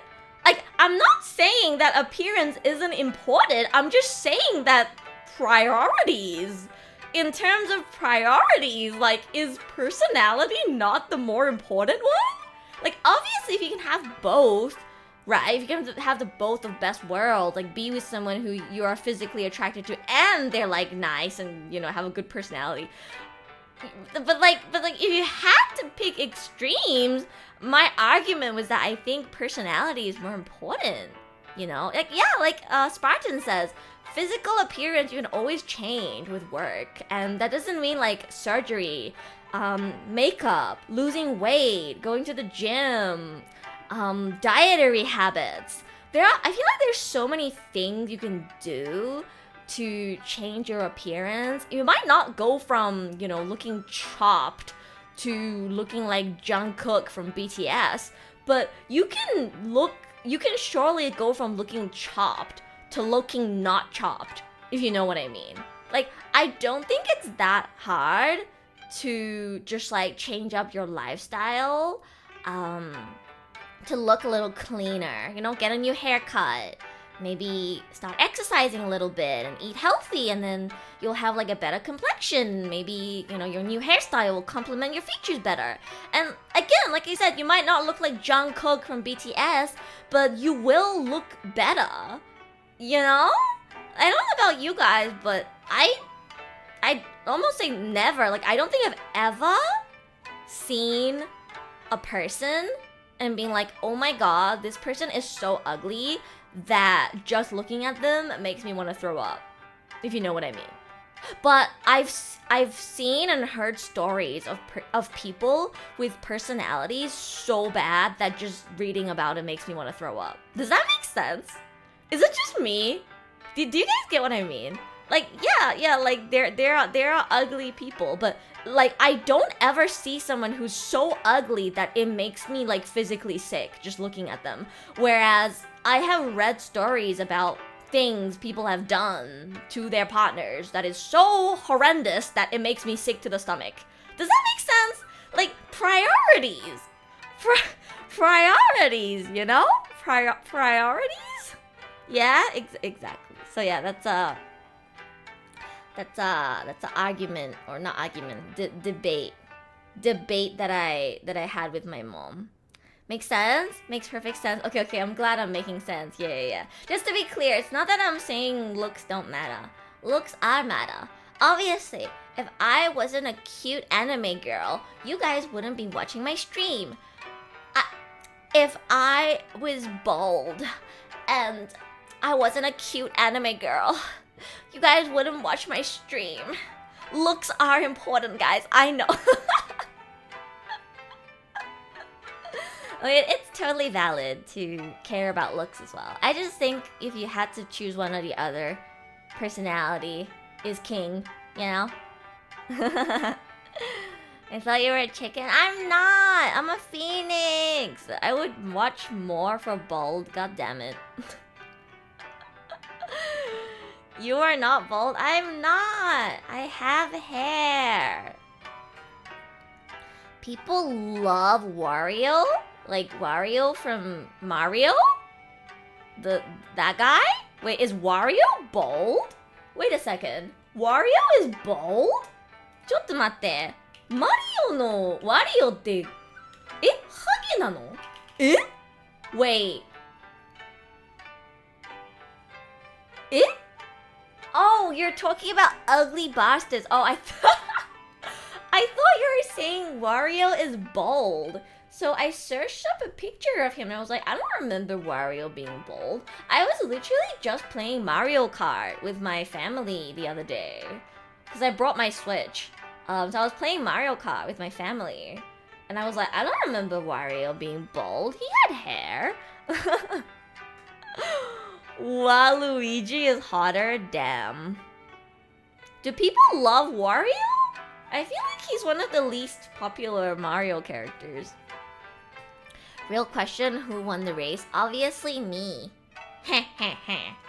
Obviously me, just kidding. It was the NPCs that won. I mean the CPUs.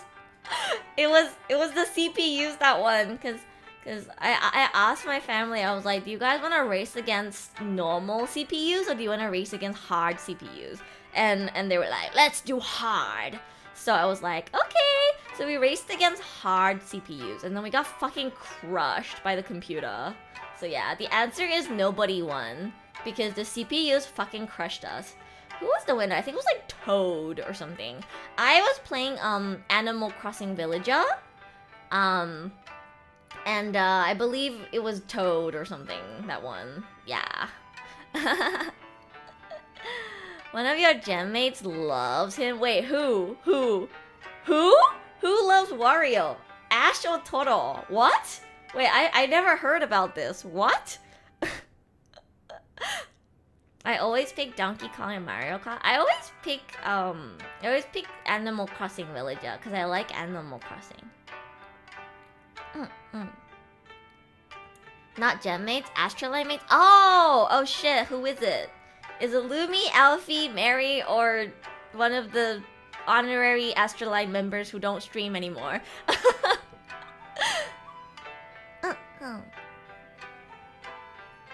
Oh, Lumi! Does Lumi like Wario? Damn, I didn't know that. Interesting. Wait, why? I want to know the lore behind this. Why does Lumi like Wario? What does she like about him? Does she think he's hot? Or WarioWare games are really fun? Personally, you know, it's so bad. It's so bad. One of my family members played as Wario, actually. And they picked one of the like, what do you call, like the bikes? I don't know what they're called, like a bike or like a scooter. And then when Wario sits on like a bike scooter type of vehicle, he really sticks his butt out. Like, have you guys seen? Okay, yeah, dumb. I never play Wario, so I did not notice this guy has such huge cake. Like, it's actually crazy how much dumpy this guy has. Like, insane. Like, that's why Rua lost, she got distracted. No! It's because these CPUs are really strong, but yeah, like, I never play as Wario, so I didn't realize he's had like such a big dumpy. Like, what? Wait, let me pull up the picture so you guys can see. Like, it's actually insane. なんかさ、ルアさ、ワリオ使わないから全然気づかなかったんだけど、お尻すごいことになるんだよな。お尻マジですごいことになってるの、こいつ。ちょっと写真見せるね。It like without editing, like for reals, literally it looks like this, guys. Look at this.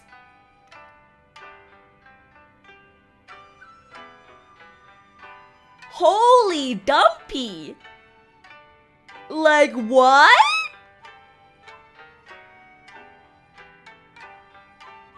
Since when? Okay, like, I never play as Wario, so I never realized he was this thick. 本当にワリオ使わないからこんなにお尻すごいことになってるんだなって初めて気づいたよ、この間家族とマリオカートやって。Dude brought the whole baker. Yeah! He's so caked up. It's actually insane. So caked up. Yeah, I think the clothes are probably making it look even bigger. Probably, yeah. None of the other characters have a dumpy this defined. This is like one of the more normal pictures, especially like this. Like, look at this! Holy, is this real, guys? I just have this big picture of Wario's ass on my screen. Is this real, guys? ね、これ本当？リアル？Is this real or edited? I can't tell. I can't tell. Dude, look at that ass crack.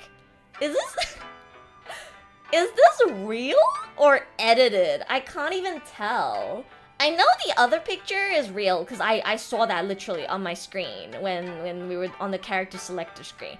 I can't tell if this one is real or not because it's during a race and I was too focused on my own character. It's edited a bit? Okay. This is not fully natural. Okay. It's so caked, it looks like it's pressed against the screen. I know, right? Actually insane. I can't believe it, dude. He is so caked up. Insane. お尻マジでやばいことになってるよ、ワリオ。We should do a Mario Kart stream sometime.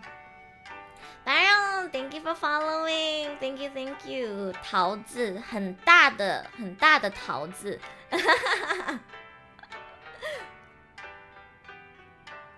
Great way to start off watching Wario cakes. It was not my intention to bring that up, but where does he go on the GAT tier list? He's gotta be S tier. No, he's gotta be S tier. People would love a good racing.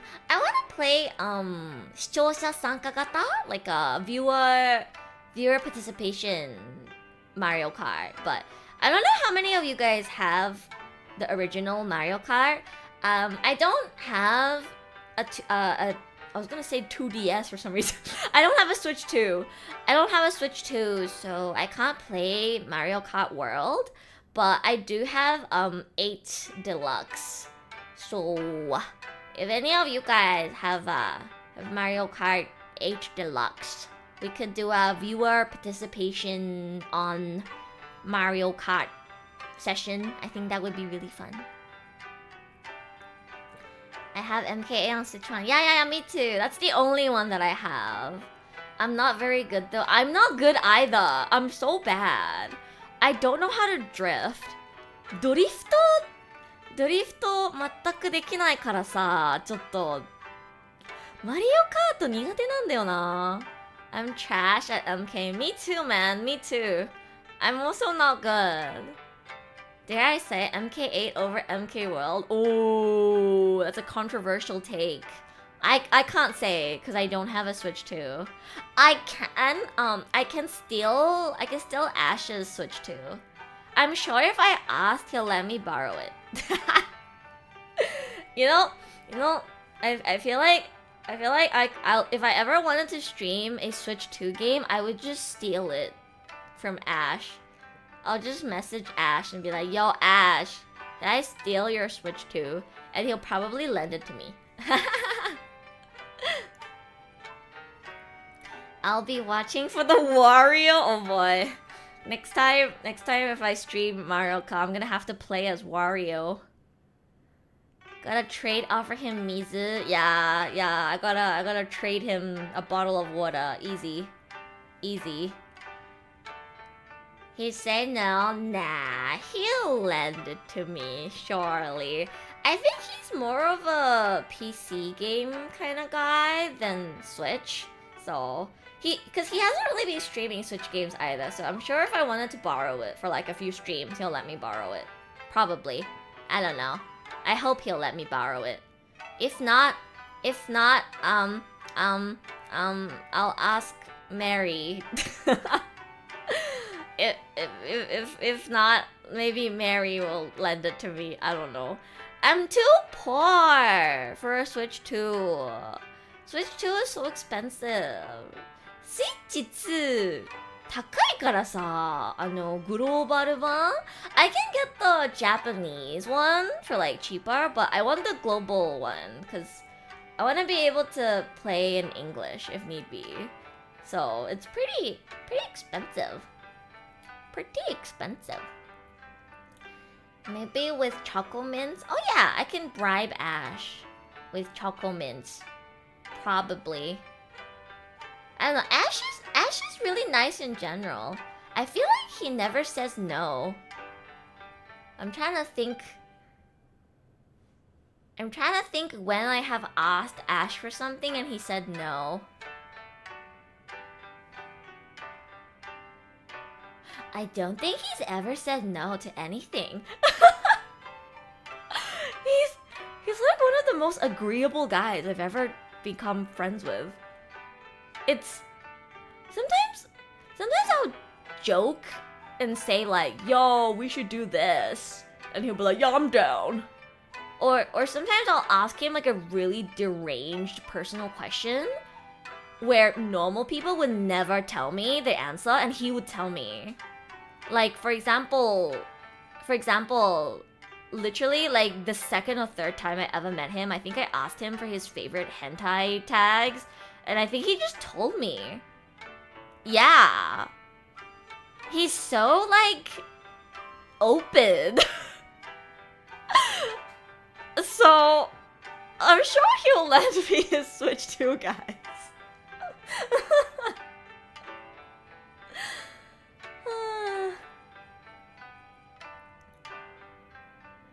Switch 2 doesn't have that many games I want to play yet, so I probably won't buy one for a long time.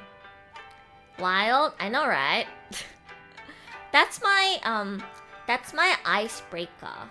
That's my icebreaker question for when I wanna get to know someone, like, quicker. What? It's my icebreaker question. Lua's icebreaker question for getting to know someone quicker is asking their favorite hentai tags.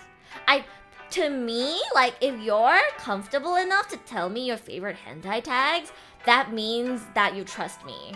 Is that weird? I think that's a pretty good, like, measurement. No? No? Is that not, like, a good measurement for, like, how much somebody is comfortable with you? And damn. I see why you like Domestic Girlfriend, Coco. What are yours though? See, that's the funny thing. I don't watch or read hentai. I'm not really a fan. There's not enough good ones for women out there.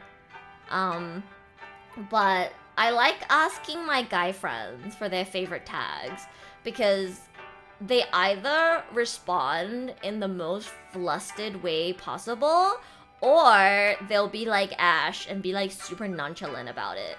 It gives me a really good idea of what kind of friendship I will have with this guy. Do you guys know what I mean? Like, it's either they'll be like, oh yeah, I like this, and then they see you as like one of the bros, and then they're like, okay, I see you're cultured, and then they start getting like super like open with things with you, or they get super shy about it. They're like, why is a girl asking me for my hentai tags? That's so weird. I don't watch that kind of stuff. I'm pure and say so. I never watch weird things like that. What are you talking about? It's like one or the other, usually. It gives me a really good idea of their personality. So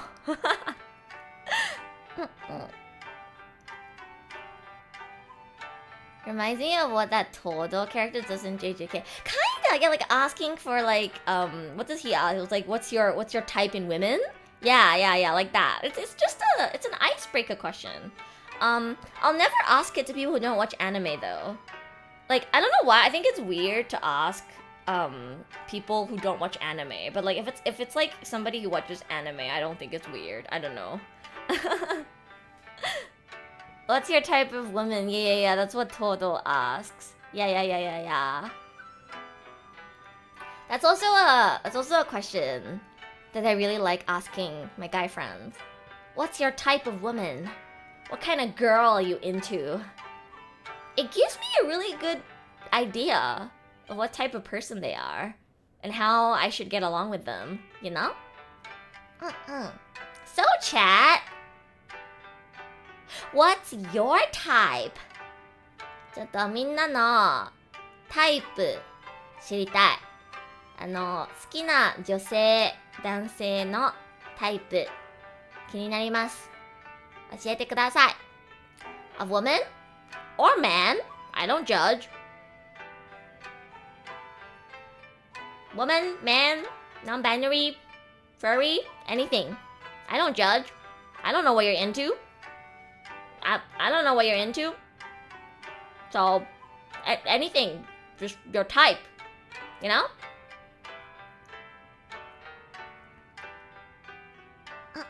Woman or tag? Which topic are you asking? Everything! Everything! I like redacted with the redacted. They gotta have that redact them. So much redacted. I like Caleb, the one that will love me unconditionally. You are so real for that, Blooming. You're just like me, for real, for real. You are so real for that, actually. That is exactly my type as well. So real. I like weird women. Okay? Like what, for example? Like, can you give me an example? I was not prepared to answer this question today, but I'll tell you if you promise you won't judge. I will not judge. I have heard so much deranged shit from people that I don't think there's anything you can say that will make me judge you.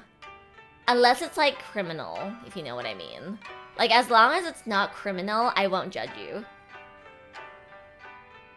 Yandere in fantasy. Okay, interesting. Mommy, big sister type. Okay, I see. My last girlfriend had a blood fetish and would ask for samples.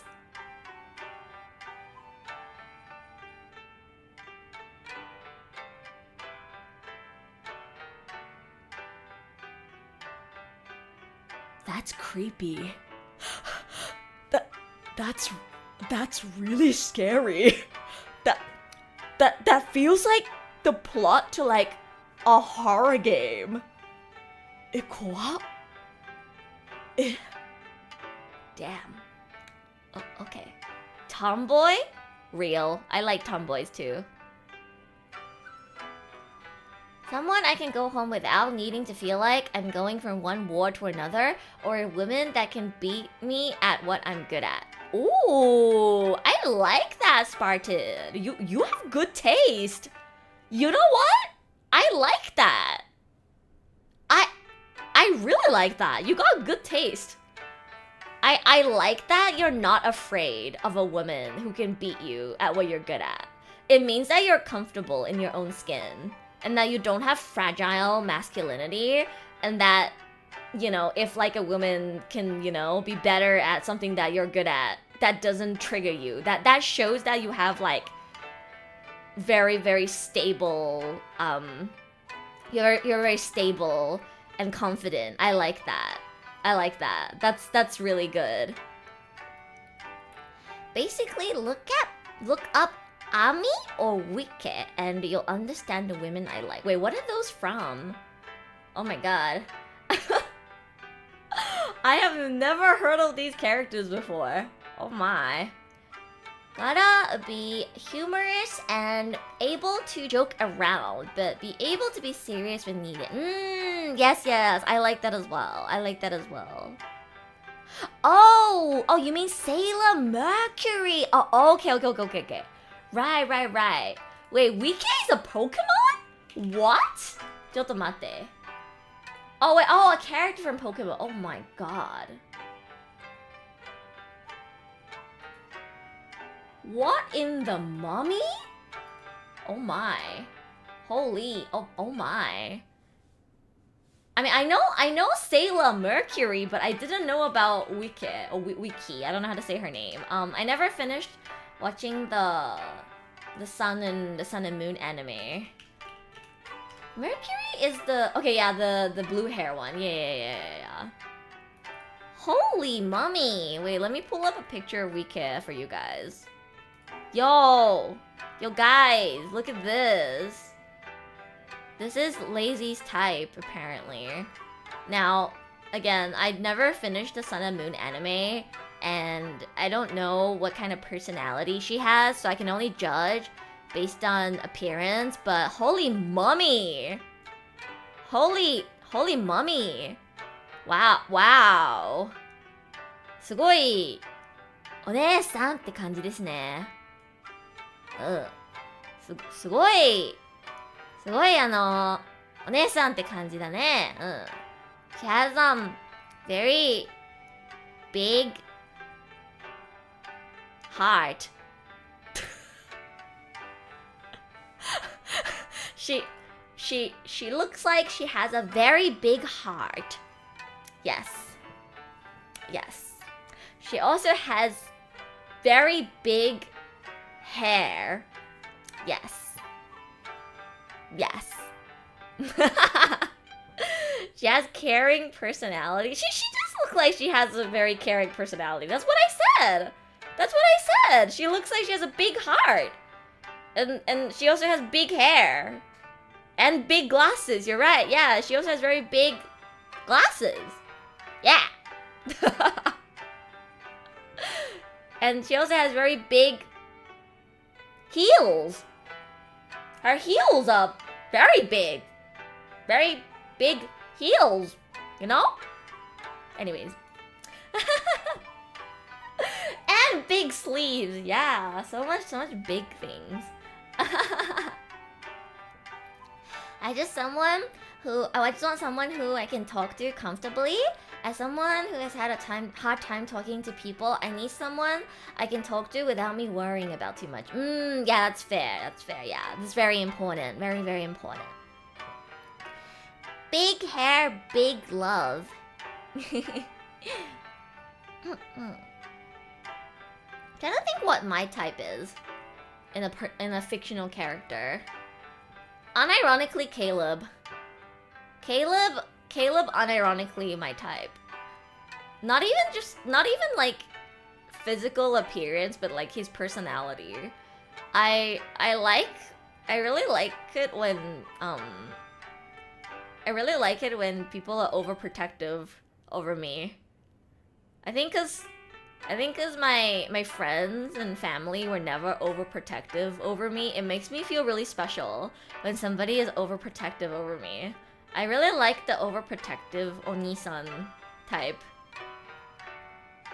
Yeah. I like Cynthia. Fair. Real. I love Cynthia too. One more thing about my type, just directly communicate with me, don't fear me. Wait! Your type, Spartan, deadass, your type is my type in women. If that makes any sense.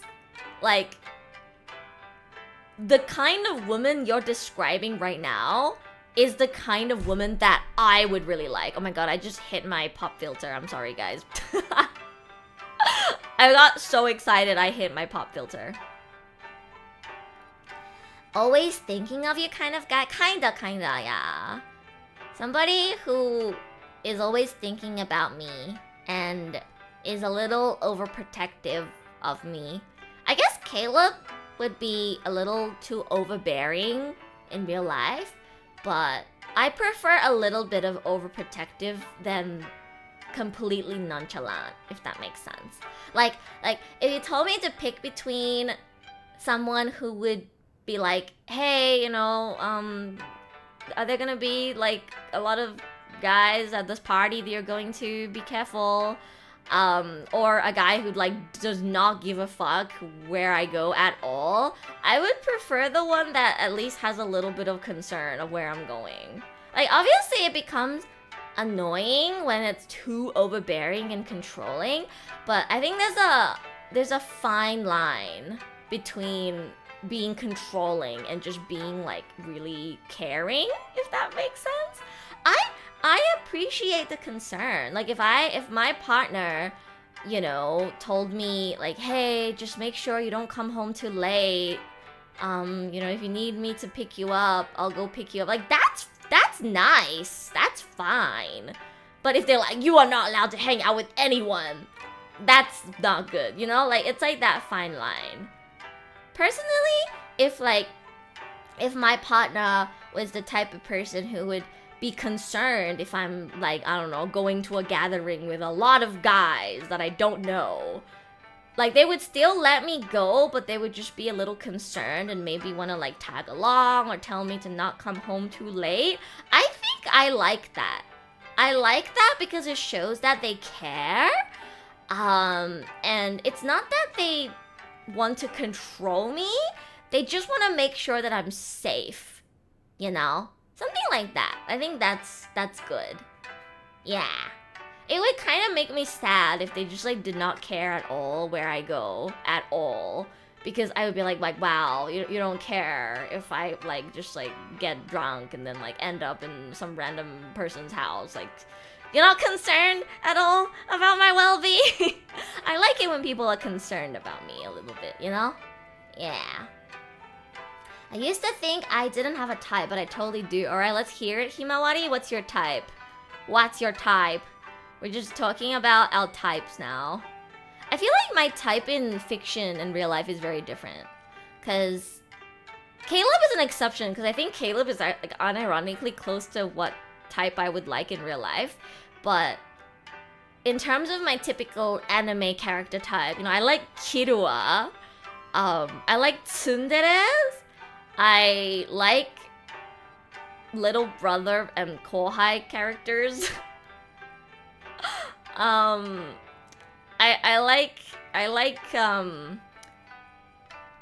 unironically like brats in anime because I like seeing them go through character development. I like seeing characters who are kind of like a bitch in the beginning, but they like grow as a person. But I wouldn't want that in real life. I'd want them to be like mature and proper from the beginning. I don't want them to start off being a bitch. Like a good example of this would be like, I really like Bakugo from My Hero Academia because I appreciate the character development that he goes throughout the series. But if Bakugo was real, I would fucking hate him. I would hate his guts. Does that make sense? I hope that makes sense. Same with like Tsukishima from Haikyuu. I love Tsuki. I absolutely adore the character development that he goes through as a person. But even if he goes through the same character development in real life, I think I would fucking hate him if he was real. Because he's just a bitch. Like, in the beginning, he's kind of just a bitch. But like, if it's an anime character and I don't have to interact with them, I appreciate seeing the development of them being kind of like a shitty person and then growing into a better person, like that progression. I like to see it. But in real life, I wouldn't want to see that. I would just be like, wow, what a bitch. I don't want to associate with you, you know? Hi, Andrian on YouTube. Hello, welcome. You don't have the I can fix him mentality, respectable. Yeah, like I think in anime, like in fiction, I like characters that I could potentially fix more. But in real life, I don't want to fix them. I want them to be fine to begin with. PlayStation fan, thank you for following. Thank you. I feel like the characters I find attractive in fiction, I prefer being friends IRL. Me too. Actually, same. Yeah. I feel like a lot of characters I like in anime and stuff, I probably prefer being friends with them. My type that I would like want to date in real life is completely different. Oh, good night, Decomposer! Sleep well. Fiction and IRL is separate for me. Yeah, I think that's pretty normal. I think it's pretty normal to have different tastes for fiction and IRL. Nice to meet you. I just subscribed to your channel. Oh, thank you. Thank you so much. We're at 600 subscribers on YouTube as well. Did you guys see my latest YouTube shorts?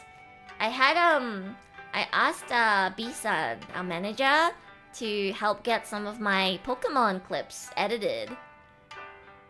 And I think it was able to hit the shorts algorithm a little bit. It brought in a few new subscribers, hopefully. Need to find more clippable moments in my streams. Guys, I need you to make more clips. Chat, did you know that if you make clips on my channel, there's a chance that they'll get turned into shorts videos on Rua's official YouTube channel? And probably TikTok as well when I make a TikTok. I haven't made one yet because I don't have that many shorts videos, but I'll probably make one.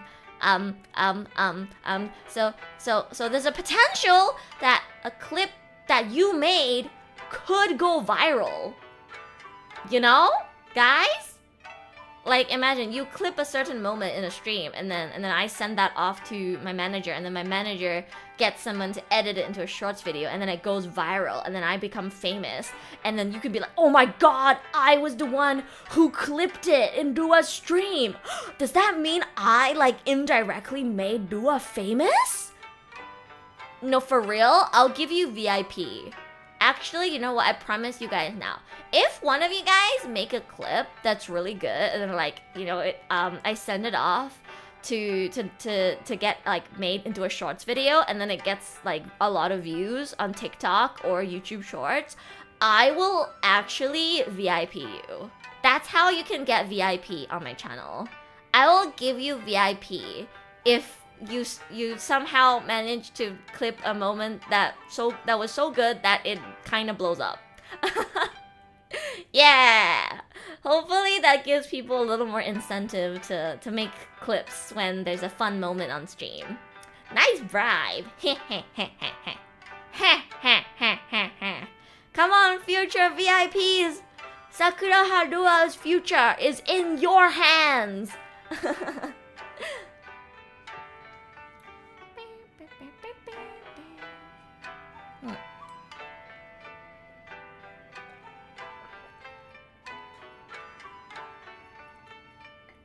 IRL, I like someone who I can trust. We can communicate both ways, candidly without ego. Oh. We can each judge, but we know it's never an attack just because we both care about each other. Damn, you're just describing like the healthiest relationship.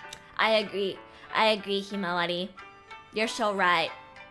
That would be the healthiest relationship.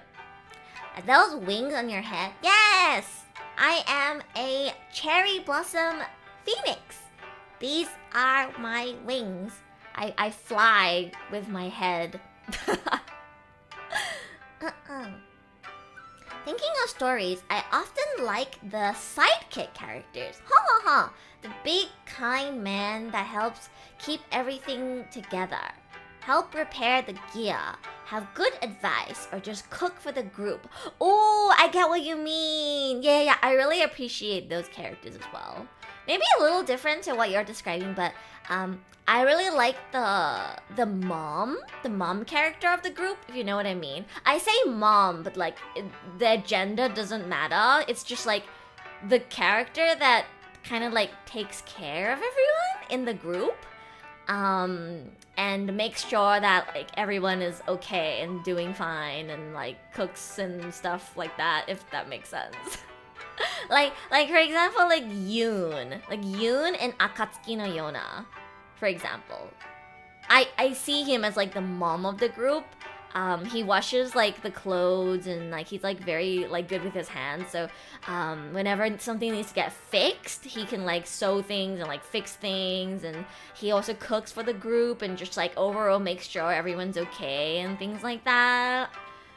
That character, I like the mom character of the group. Others, yes, those ones, the true heroes behind the group. Yeah, I really like those characters. Yeah. In fiction, I like Makima type. So, sexy and alluring, but evil and manipulative is what you're saying. Okay. Healthy relationship, I never heard of her. You'll be able to find one. In fiction, I like breedable men. Real and fair. Real and fair. Honestly, real and fair. See, I told you guys, I don't judge. I get it. I get it. I get the appeal, guys. I get it. Empreg. I get it, guys. Like, I'm not the biggest BL fan, but I get it, guys. I get the appeal. Did you guys... Oh my god. I don't remember who posted this, but this was around Christmas. I was scrolling my Twitter, and then I saw this post. Like a meme template, of Santa holding this like piece of paper. And Santa is like, who asked for pathetic yearning men? I saw that on my Twitter timeline, and I was like, why is that me? Why am I getting called out by my Twitter timeline? Why is that me? I saw that, I was like, wait, asking for pathetic yearning men? Wait, that kind of me though. I think it's because I like a lot of Caleb tweets on my timeline. That's probably why. I'm like, oh shit. I didn't realize this until I saw that post, but I'm like, oh yeah. Pathetic yearning men? Kinda good. Ah, Himawari! Thank you so much for the gift subs! Thank you! Arigato! Thank you! I will give suggestion rights for suggesting new emotes to anybody who subscribes or gifts subscriptions. So Himawari, if you have any suggestions for a new emote you think we should get, please let me know. Oh my god! We have a raid! Pet raid! Hello, Raiders! Welcome! Irashai! Welcome! Thank you so much! Reiya, Sumire, thank you so much for the raid. Arigatou gozaimasu. Shannon, are you able to operate right now? Can we get a shout out? Can I get a shout out for Sumire, please? I should just do it myself, but like I'm so slow. I'm so slow at typing. I will leave it to my mods if my mods are available to do stuff. Oh, thank you. Everybody go check them out. Thank you so much for the raid. Welcome, Raiders. Hello. I am Sakuraha Rua, trilingual cherry blossom phoenix of ASTRALINE Gen 2 OMEN. I speak English, Japanese, and Mandarin Chinese. Yoroshiku onegaishimasu. 大家好. Welcome. Sorry, I forgot duties. No, it's okay. I don't want anyone to feel like pressure from being modded. Just like if you're available, sometimes I might ask for help. Because I'm so slow. Like, I noticed both Shannon and Lazy are like super... You guys are so professional. Like, I can feel your mod experience. Because I know both of you guys mod for like other ASTRALINE members. I feel your experience. Like, you guys are so much faster than me. Like, you're so used to this. It's like your fingers know when to be like, shout out. And then like you'll pull up like the raid message before me and things like that. Like, I feel the experience, you know? Yeah, I feel the mod aura. So you guys are doing a really great job. Thank you so much for the help. I'm supposed to be retired, but I still get used. Oh, I'm so sorry. Again, you guys don't have to help. Don't ever feel pressured like you have to, you know, be in chat when I'm live or help out. Only when you just happen to be here and enjoying the stream. I might ask you guys to help, give a shout out or something. Honestly, that's it. Nothing else. Haven't really had much situations where there's like somebody being really annoying in chat and we need to ban them. White chocolate heart! Thank you for following! Thank you, thank you! I will say this, you three made me wish again that I had more time to be around. Aww, that makes me happy. Thank you, Lazy. Thank you. Lazy being overworked like the Mappa animators. Oh boy. It's okay, Lazy. Feel free to go on break. It's okay. You don't have to be here. It's okay. It's okay. Don't worry about it. Don't worry about it. I just wanted to like give the mods some love because I can feel you guys' experience in moderating. It's actually like very impressive. Like I was so impressed the other day. I saw that Shannon was setting up like a command for me in chat. Yeah, I think Shannon, you set up the command for like the raid message, for everyone who's like not subscribed. I was just looking at my Twitch page and I noticed Shannon was like making a command for me for the second version of the raid message. I was like, oh my god! I was like, oh my god, she's a pro! She's a professional! Thank you, mods. Yeah, just shout out to the mods for being the goats, you know. モデレーターの方にマジで感謝。マジで感謝。I thought I can do it secretly. Oh, sorry for bringing it up. I wanted to say thank you and praise you for how amazing you are. You guys are so quick as well. With changing game category, like whenever the mods are in chat, you guys always like change game category for me before I can remember to do it myself. It's so reassuring. It's really, really nice, and I really appreciate you guys. I just wanted to say that I really appreciate you guys. You know, it's very, very 心強い. Let me teach you a Japanese word. 心強い. I'm gonna be like Ash for a moment.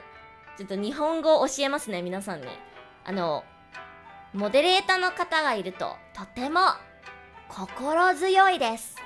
心強い. Literally translates to hot, strong. 心 means heart and 強い is strong. But if you combine it together, 心強い means reassuring. So when I say that having the mods around is very 心強い, it means that it's very reassuring to have the mods around. Because, you know, I know that if I make a mistake, or if I'm too slow at giving someone a shout out, or, you know, if I forget to pull up a raid message, or I forget to change my category, the mods will do it for me. And it's very reassuring for me knowing that I get that kind of support. 心強い. Yeah! シャワー浴びて寝ます。ASTRALINEです。Right, it is already pretty late now too, huh? Even for PST. Good night, Himawari!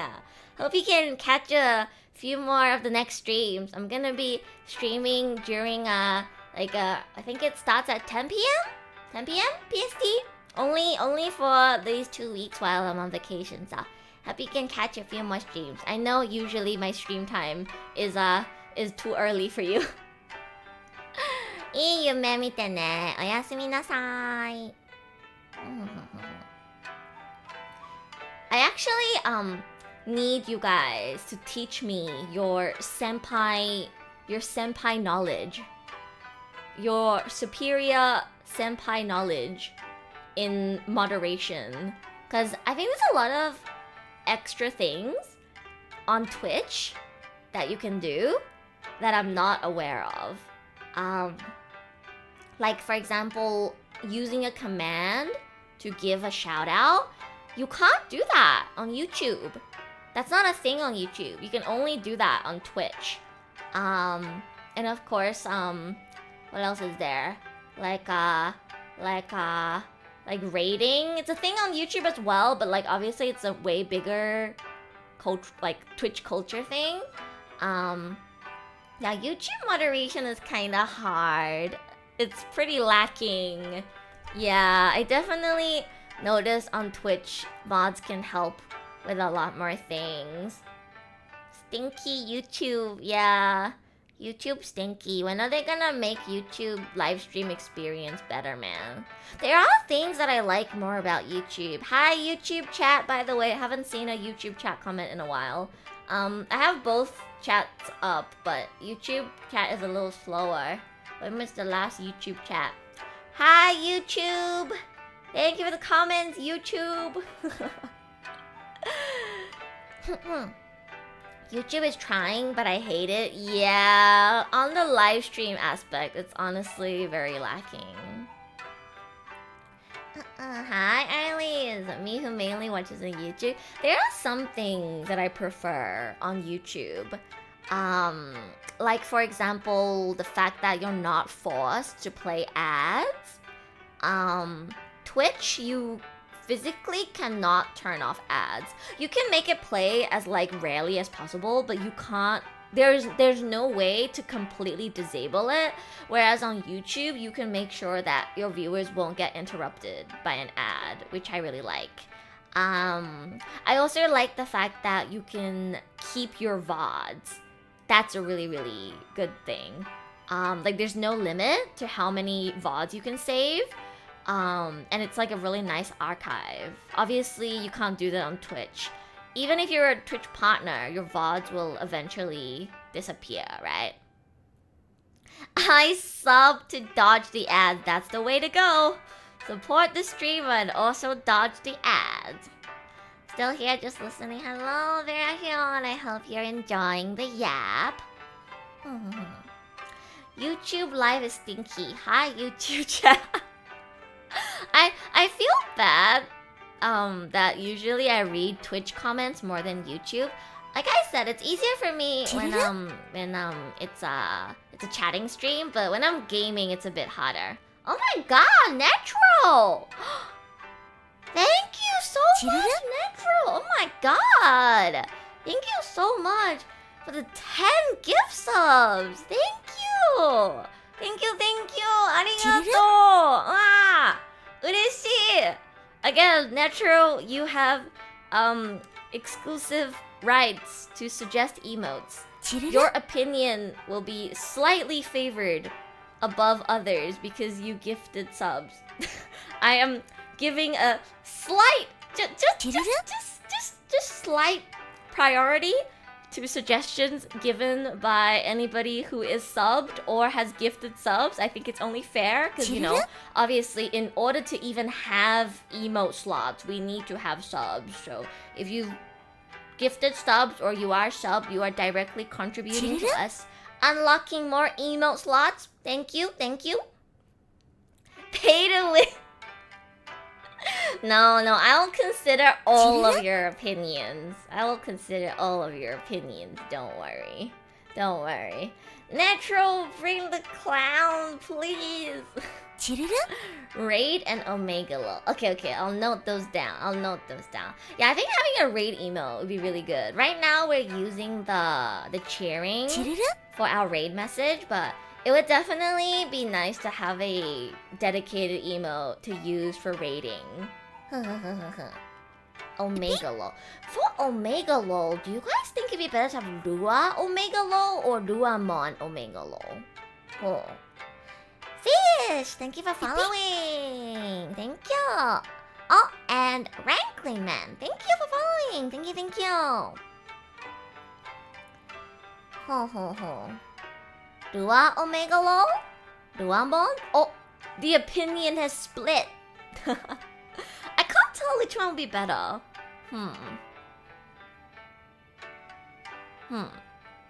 Ruamon, my bad. Oh, okay. Yeah, I feel like it might be easier to get an Omega Low emo with Ruamon than Rua.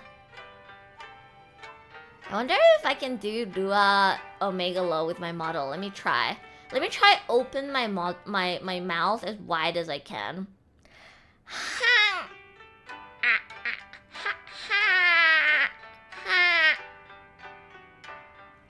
My mouth cannot open wide enough, guys.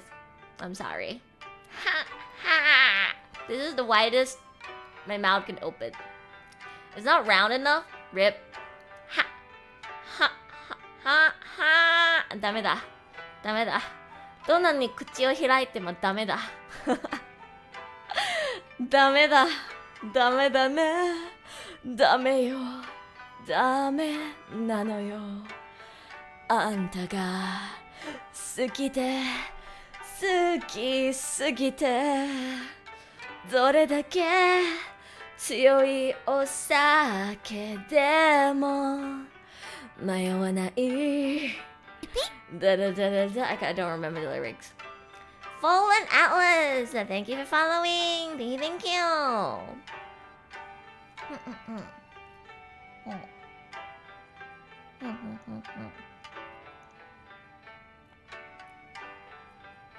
OMEN members making their animal noises. Yeah, we are meow, meow meow, pee pee, and caw caw caw caw. Caw caw. I'm still waiting to do a Astra Wing collab. Cause me, Ash, Alfie, and also Frederick, we all like we all can kinda fly. Astra Wing. Need to make that a thing. I think Ash makes more gulp sounds. You're right. He does. Does he even gulp? He doesn't really gulp. He kind of just moans. Every time I drop by Ash's stream and he drinks water, he just sounds like he's moaning. I don't know if he does it on purpose. I'm guessing he does it on purpose. Bro drinks water like he's moaning. Don't say it like that. You know I'm right. I'm literally right though. He drinks water like he's moaning. Definitely on purpose, right? He doesn't just gulp. He like gulps and then moans afterwards. I'm not slandering Ash right now, by the way, guys. This is just like objectively the truth. Like, anybody who has watched a stream will know. Okay, this is just like objectively the truth. Yeah, the water's just that good, I guess, you know. I think it's so funny that drinking water is like a thing now. When that guy, honestly, whenever I see him, is only ever drinking alcohol or monsters. It's so funny. I never see Ash drink water in real life. At least when I go to the studio or like when I hang out with him. He never drinks water. He's always either drinking alcohol or monsters. Maybe I just don't notice, but I feel like he's either drinking alcohol or a monster, you know? Fake Mizu fan. Maybe he drinks more water when I'm not around, or like when he's like streaming. But as far as like hanging out with him goes, he usually cracks open some alcohol.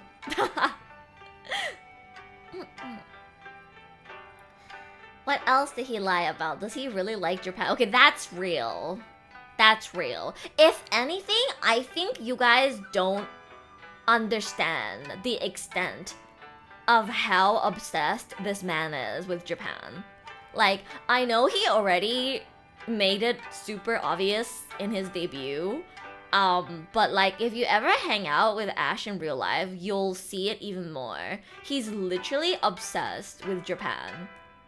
Like, for me personally, I only moved to Japan around a year and a half to 2 years ago. So I haven't been living in Japan for that long. It was my goal to move to Japan for a really long time because I wanted to pursue voice acting full time.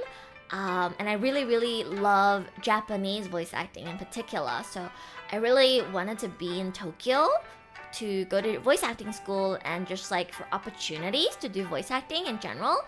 But for me, it's more about the fact that my dream and the goals that I want to achieve in my career is the most achievable in Japan. That I want to be in Japan. I also really like the culture, the food, the entertainment. Obviously, I love anime and things like that. But to me, it's like I don't feel like I have to live in Japan for the rest of my life, if that makes sense. Like, I'm very open to the idea of relocating to another country in the future if I am able to achieve my career goals. For the time being though, like for the next, at least 3-5 years, I definitely want to be in Japan no matter what, because I haven't reached my career goals yet, right? Like my career goals is to really make it as like a voice actor. Sleepy Tenny, thank you for following, thank you. I wanna be able to voice in an anime, like a TV anime, broadcasted on TV, or like be in like a big game that I play, like Wuthering Waves. I want to voice in Wuthering Waves, like things like that. Those are like my dreams and career goals, and not to say I can't achieve them if I'm not in Japan, but it's definitely a lot easier or more likely for me to achieve those goals if I am located in Tokyo, because most of the recording studios are in Tokyo, right? Just like how if you want to become a professional English voice actor, it would be better if you lived in LA. Kind of like that. Turtle, thank you for following, thank you. So yeah. I love Japan and I really enjoy living in Japan, and I'm really happy that I get to be in Japan, but it's not like a what do you call, like, live or die for me to stay in Japan forever, if that makes sense. I am quite flexible and open to living in other countries if I can find opportunities for my career, if that makes sense. But Ash is different. He thinks Japan is the best place in the world and that there is no other place that is better than Japan in this whole wide universe. And he thinks that there is absolutely no reason why anybody would ever want to leave Japan. Do you see the difference, guys? It's like, I like Japan, I love it here, and I'm glad that I made it here. It was my dream back in middle school as well to move to Japan. But now that I'm older, I'm like more open-minded, I guess, to, walking down different paths in life. Ash, though, is like, Japan, the best place in the world. It's so funny because every time I talk to Ash about like, future plans, career goals, and things like that, and I tell him like, yeah, I'm really loving it in Japan, and I definitely want to be here, at least for the next 3 to 5 years, but, I'm open to moving somewhere else down the line, like, if things happen and, I want to be close to my family, I might move back to Australia. If things happen and I get like a really good opportunity in another country, I'll consider moving for the opportunity, For me, it's more about opportunities, the people that are there, what I want to do with my life, more so than the country that I'm in, if that makes sense. But Ash is very like, Japan is the best place ever. It's so funny because if somebody can convince me to never leave Japan, it would be Ash. Every time I bring up the possibility of potentially leaving Japan down the line, he always starts propagandering me into not leaving. He'll always be like, but you can't hang out with us anymore. But you can't go to like all these cool collab cafes and and bars and concerts anymore. You can't go like see Seiyu. You can't go to all these like cool like anime collabs.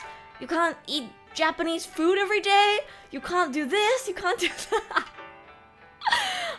He's very good at convincing me to not leave Japan. So if I end up staying in Japan for the rest of my life, probably Amikoto Ash will convince me. I'm not gonna lie, guys. Hello, Guren on YouTube. Hello, hello. We're talking about Japan right now. Ash should probably voice a commercial for Japan. Oh yeah. He would do it in a heartbeat. He is like the biggest ambassador for Japan. I'm surprised it wasn't one of his VTuber goals to be like a official ambassador for like tourism in Japan or something. You know what I mean? Because like VTubers have done that. I remember, if I remember correctly, there was like some Hololive girls who were like the official like tourism ambassador or something for like Japan, right? Yo, I'm surprised Ash didn't have that as like his goal. That seems like something he would love to do, like to just like to get paid to convince people to come to Japan. Dude, that's like his calling. He would love that. Yeah.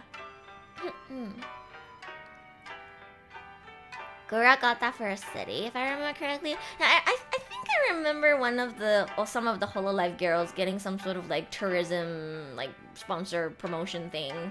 I'm surprised Ash didn't have that as a goal. Maybe he hasn't thought about that. Maybe he doesn't even know that VTubers can do that kind of thing. Again, it's really funny because Ash is the least knowledgeable about VTubers, I'd say, out of OMEN. Toro is a huge fan of Hololive. I'm also a fan of quite a few Hololive talents, and I also like quite a few Niji-sanji talents. And overall, I've been around the VTubing space for a long time, so I'm quite familiar with VTubing culture, what VTubers are capable of, and things like that. And Toro is a huge fan of Hololive, so she also watches a lot of VTubers, but she's a lot more familiar with the JP side of VTubing, because obviously she doesn't speak English, so she hasn't really watched a lot of EN VTubers. I speak both Japanese and English, so I'm quite familiar with the scene overall, but Ash, I believe, doesn't really watch VTubers. He definitely did his homework. Like, you know, when it was decided that we were all gonna debut as VTubers, he definitely started doing his homework and like watching VTubers. But I think if I were to rank who knows the most about VTubers out of the three of us, I am definitely the most knowledgeable, then Toro, then Ash. So now that I think about it, yeah, Ash probably isn't even aware of the fact that it's possible for VTubers to be like an official ambassador for like tourism. You would have to be, you know, obviously, like, very big and influential, but like, you know, that's a thing. Taro speaks passion English. Yeah, passion English.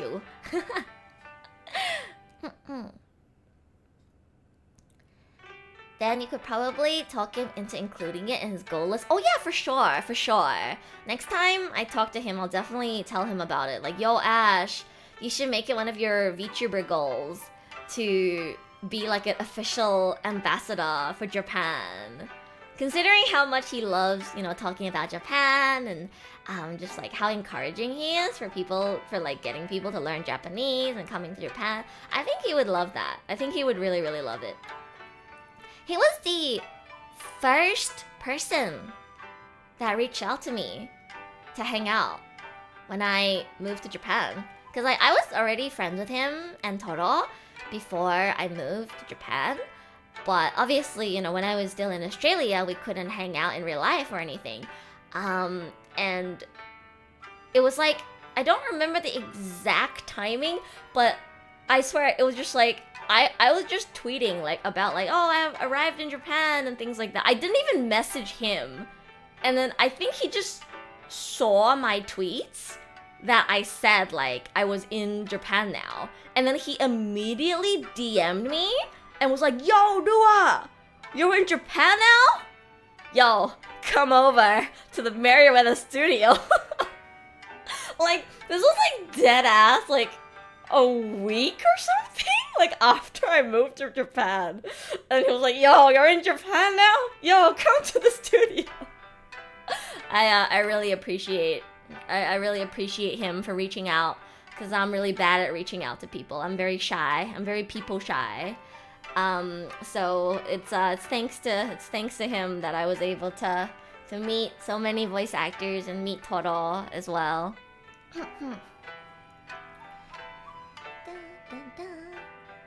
I hope you don't forget to tell us what his reaction is like to the ambassador idea. Yeah, I'll definitely tell you guys. Hello, thank you for following. Thank you. Are you a Chinese or Japanese VTuber? I am a trilingual VTuber. I speak English, Chinese, and Japanese. So the answer is both.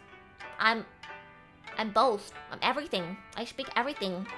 If you want me to speak English, I'll speak English. 日本語話したければ日本語も話せるし、如果想说中文的话，我也会说中文。Yeah. Oh yeah. Can't forget Japanese. And if you want me to speak Japanese, I'll speak Japanese. Actually, now that I'm thinking about it, I actually remember even before I moved to Japan, when I was just traveling to like, cause I planned a 1-week trip to Japan to kind of like suss things out, to like check out accommodation, to also just like mentally prepare myself, because I have never ever in my entire life lived away from my family until I moved to Japan. I've never even lived in a dormitory before. I went to uni from home, so I had never lived away from my parents, let alone live by myself in a foreign country. So I planned a solo trip to Japan for just 1 week, around a month before my official moving date, just because I wanted to prepare myself, really just like become comfortable with being on my own, living on my own, navigating places on my own, and just being independent and capable on my own. Yeah, it's like a scouting run, kind of, yeah.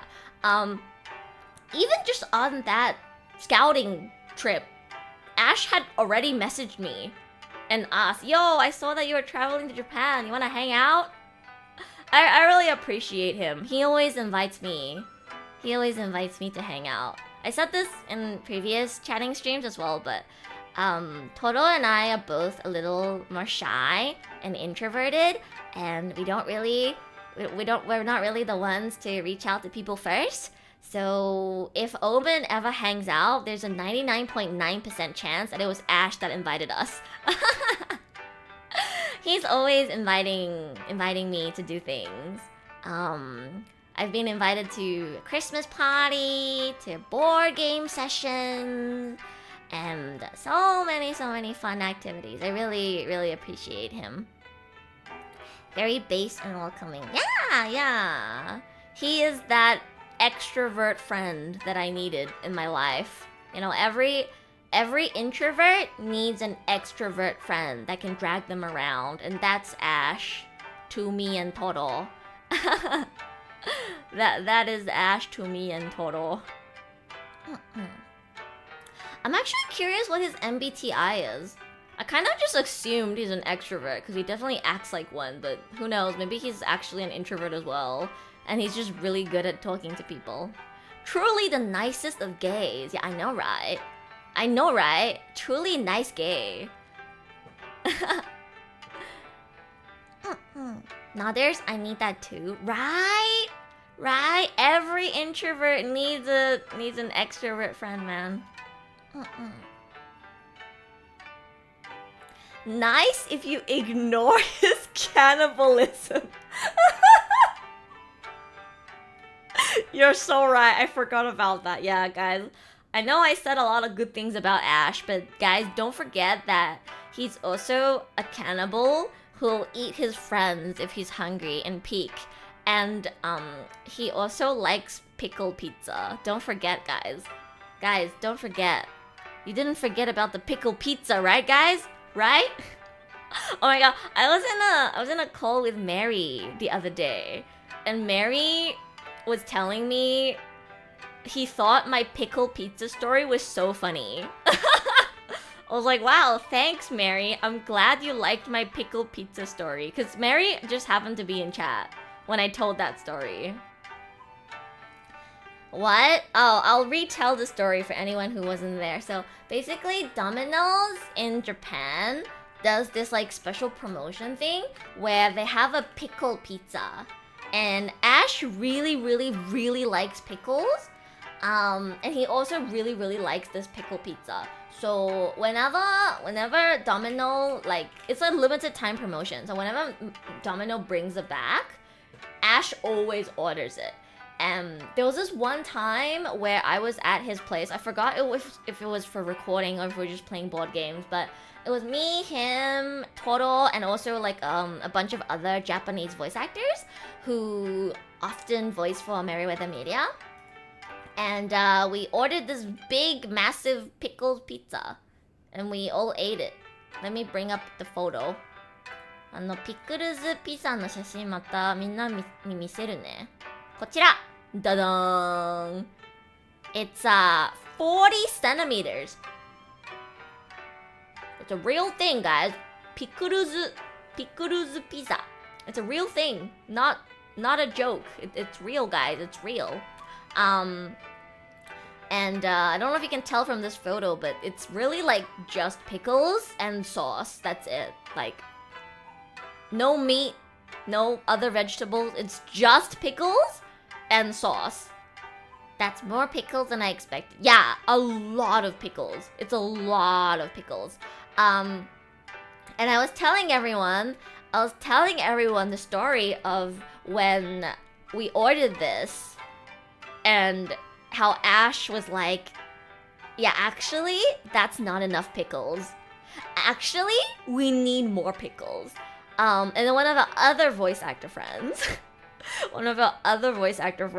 who also really likes pickles, agreed with him. And the two of them were kind of just like being pickle crazy in the corner, like, yeah, we need more pickles. Actually, get rid of the bread. Let me just eat the pickles. Actually, I think we need double, triple the amount of pickles on this pizza. And they were just like going off on their own on how even this was not enough for them and they want more pickles. And then there was just me and Toro in the other corner eating the pickles pizza and being like, I mean, it's not that bad or anything. Like, I guess this is good, but I think that's enough pickles. I don't think we need more pickles. This is already more than enough. Toro and I were the sane ones and we were like, yeah, I think that's enough.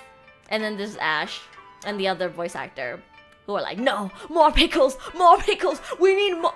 Yeah, so that's the story. That is the pickle story. So yeah, don't let the fact that Ash is a good friend distract you from the fact that he's also a cannibal that likes pickled pizza. Yeah. I was there to hear the story and I still cannot believe this pizza exists. I know, right? I did not know this existed either. I only found out because Ash ordered it. And you bet he's gonna order it again if it ever comes back. I can't believe this is my second time talking about pickled pizza to you guys. But yeah, guys, if you have any questions you want to ask me, it doesn't even have to be just about me. Like, if you want to hear any stories about OMEN, you know, as long as it's something that's not too personal and as long as it's appropriate, I'm sure you guys understand what is appropriate and what's not. You can ask me questions about Ash or Toro or Mary or, you know, ASTRALINE in general. Like, if you send a question to my marshmallow and ask like, hey Rua, I'm so curious, how did you become good friends with Ash and Toro? Can you tell us the full story? Or like, what was your first impression of total. Yeah, things like that. Yeah, send it to my marshmallow. I mean, I can also just tell you now, but I really want to do a marshmallow stream next week if I can. So if you guys have any questions, just like throw them into my marshmallow inbox. Feel free to send more than one as well. It's anon, so I won't be able to tell if you send like 5 questions. Just know that if you send too many, I might not answer all of them. Like, the reason why I want people to send it to my marshmallow is so that I can pick out the ones that I think would be the most interesting to talk about on stream. Yeah, so throw me models, guys. マロ送って。マロ送って。デビューしてからさ、まだ質問コーナーやってないから、できれば来週マロを食べる配信やりたいのよ。What is a marshmallow? It's like an anonymous what do you call it? Like an anonymous inbox where you can send in questions and you call it like throw in a marshmallow. I have the link pinned in chat, but also I'll send it in chat again. I'll send it over on YouTube as well. こちらルアのマシュマロなんですけど、よかったらね、feel free to send Rua a question here. Let me pin it over on YouTube as well. I just think it'll be more organized if I have the questions sent to me beforehand, and I like kind of think about how I'm gonna answer them. I won't like, script out my responses or anything, but it's just nice to be able to think a little bit about what I'm gonna answer. I think if I could plan out which questions I'm gonna answer beforehand, we can have some more interesting conversations.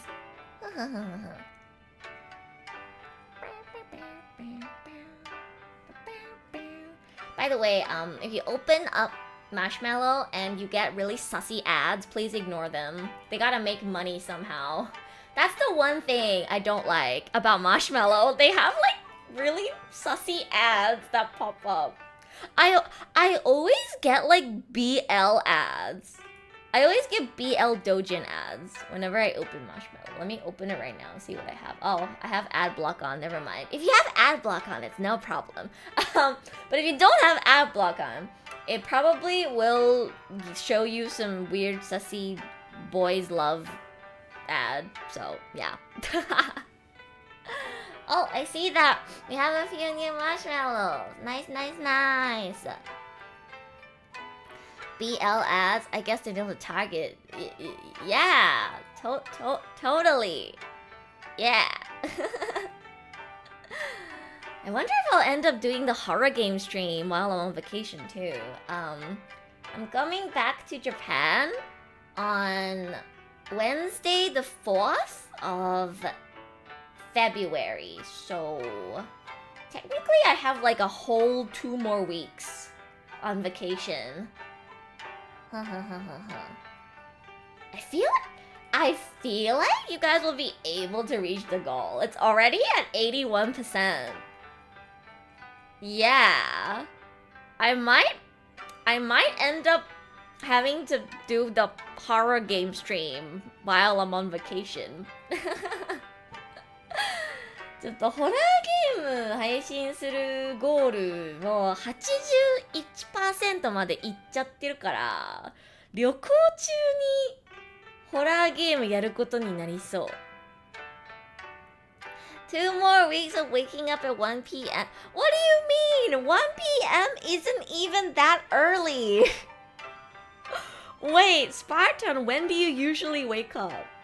When do you usually wake up? Is 1 p.m. not like already pretty late? You sleep at 10 a.m.? Okay, Spartan, you know what? Usually I'm the same as you. But because I'm on vacation and I have to touch grass, I have been sleeping at 12 a.m. latest and waking up at 9 a.m. every day. This is the only time I'll be healthy. Because, like, when you're on vacation, you gotta go out and do stuff during the day. Or you wanna want to make sure you're energized. So I have been having a very healthy sleep schedule. That's why I'm streaming in the afternoon. And if you usually have a degenerate sleep schedule like me, take this as an opportunity to fix your sleep schedule. Spartan, now's your chance. Now's your chance to fix your sleep schedule. Be healthy. Was in a call with the dogs till 5 a.m. yesterday. Oh, shoot. Wait, as in with the ink dogs? What do you mean by dogs? At first I was like, do you mean like with the boys? Or do you... And then I was like, wait, maybe you're talking about ink dogs. Right, ink dogs. Right. That sounds fun. I should hop in sometimes. You guys know that I'm in the Ink Dog Army Discord server? Hee hee. I have secretly infiltrated the Ink Dog Discord server. Mostly because I want to use the emotes. I really like Ink Dog emotes. So I am in the server. So one of these days I might just like suddenly show up. Hee hee. What were you guys doing? Were you guys watching a movie? And was it a movie night? Or were you guys just chatting? The Sakura Phoenix morphs into Ink Dog. Yeah! I love Ink Dogs. Ink Dogs are so cute. I high-key wanted to buy the Ink Dog plushie, the one on Makeshift. Ink Dog, best buddy of the big dog, Ink Dog. I high-key wanted to get one. But like, a part of me was also like, can I just like pay Mary directly so I don't have to pay for shipping? Like surely he'll have like some stock. Can I just like buy one of him? That was, oh my god, that was me with Sally merch as well. I think I'm gonna get some Sally merch actually. I asked the managers, I was like, hey, I want Sally merch. Cause I wanna rep, I wanna rep the character that I voice.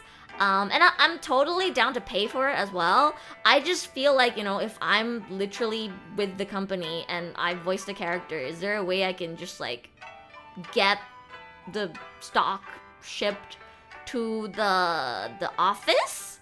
So I can just like pay the company directly without having to go through the website. And I think the managers are organizing some Sally merch to be sent to the studio for me. They're gonna give me free Sally merch. Yippee! Yoink one. Yeah. Honestly, I think as Sally's voice actor, it's not too much for me to be asking for some free Sally merch. Sally's like half me, basically. I breathe life into Sally, so it's not that bad for me to ask for some Sally merch, right? My dream is to have Sally merch displayed next to Dua merch. I think that would be so cute. I can't wait to have Sally merch and Dua merch like next to each other. That would be so cute. I hope you'll be able to get a spare one. Yeah, I think the managers organized for like a hoodie and like the acrylic stuff to be sent to the office for me. So hopefully I'll have a Sally hoodie. I want a Sally hoodie. Gotta rep my own character, Do I be like, give Sally merch, please? Yeah. I want Sally merch. It would be so nice to have Dua merch and Sally merch next to each other. I think that would be so cute. I hope one day I'll get to make an Ita bag of like Sally. Oh my god, guys, imagine a bunny-shaped Ita bag with Sally merch. Oh my god, wait, so peak. Wait, I have to suggest that to the merch team. Guys, imagine bunny bag, but like on the other side it's clear, so it's like an Ita bag. Peak. You guys would buy that, right? please say that you guys will buy it. Please say that you will buy it so that I can propose this idea to Mary. Please, guys, think about it. A white bag, like you know, obviously the bag that Sally has with bunny on it, and then on the other side of it, it's like the clear pouch that you usually have on Ita bags. So perfect. You're cooking, right? Wait, let me pull up a picture of Sally Sinclair. なんかすっごいいいグッズのアイディア思い出したんだけど、すっごいいいグッズのアイディア思いついたわ。I mean, honestly, just having the bag on its own, I think works as well. But I think it would be even more like useful, popular, if we had it turned into an Ita bag. I will add it to my wish list immediately. Let's go! こちら、ルアが演じてるサリーっていうキャラクターなんですけど、Thank you for following. Thank you. この通りですね、うさぎのバッグ持ってるんですよ。このうさぎのバッグ、一面はうさぎのデザインで、裏が板場みたいな透明な素材になってたらよくない？めっちゃよくない？買う。I would actually like buy one immediately as well. I think if it was just a bag, I would think, like, if I wasn't Sally's voice actor and I was just like a fan of Merryweather in general, I would like think a little bit before buying. But if it's like bunny on one side and then like Ita bag on the other side, like multi-purpose, it would be an immediate buy for me. As an oshikatsu girly myself, I will take anything that is merch and also functions as an Ita bag. You know? Yeah, like I could use it for Sally cosplay.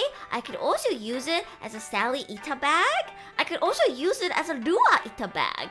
Like, there's so many ways I could use it. I think it'll be so perfect. Oh my god. やばい。欲しくなってきた。I really hope that Sally will be popular enough that one day we can make bunny bag a reality. Even if it's not an Ita bag, I would still buy it. I want a bunny bag. I'm pretty sure bags are like more expensive to produce though, especially if you want like a custom design and not just like a tote bag, right? So Sally would have to really pop off and be popular if we want a bunny bag. So guys, let's keep making Sally popular, okay? Go watch the latest Sally episode. Bunny with a Ruamon pin on their head. Oh, that would be so cute! That would be adorable. Have you guys seen the existing Sally merch? It's honestly really nice. Like, これみんな見たことあります？私が演じてるサリーっていうキャラクターのグッズなんですけど、めっちゃ良くない？このデザイン。ルアすっごい好きなの。I actually really dig this design. Like, okay, I guess it is an anime girl in your face, but it's like, it's very aesthetic, if you know what I mean. Like, I would wear this, no shame. I would wear this, no shame, outside. It is an anime girl, but the design is very drippy, if you know what I mean. I would totally wear this, just like anywhere, no shame. Very, very, very nice hoodie design. I can't wait to have one. I will wear this all the time. I hope that one day, if I get my hands on the Sally hoodie, and I wear it, and then maybe somebody will ask me, yo, who's that anime girl? Like, who's that VTuber? And I tell them, oh, it's a character called Sally Sinclair from Merryweather Comics. And they're like, yo, thanks for telling me. And then imagine, right, they subscribe to Merryweather, and then they listen to Sally videos, and then they start liking Sally, and then like, wait a second. Why does she sound oddly similar to that girl who I saw wearing the hoodie. Was that the voice actor? You know, I hope that happens one day. Or maybe they're already a fan. Maybe they're already a fan of Sally, and then they're like, yo, Sally Sinclair, I love that series on Webtoon. And then I'm like, oh, yeah, me too. And then they hear my voice and I'm like, wait.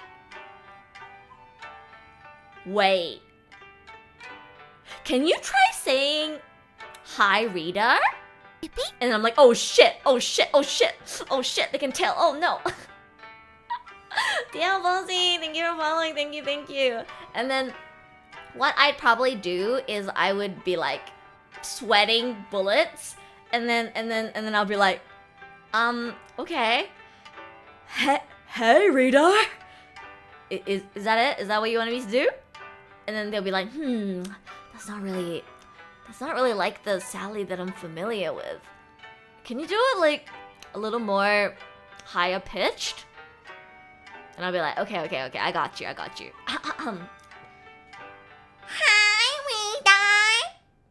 Like that? And then you'll be like, a little too high pitched. Maybe she's not Sally's voice actor. And then I'll run away. It's okay, guys. I got this. I'll pretend.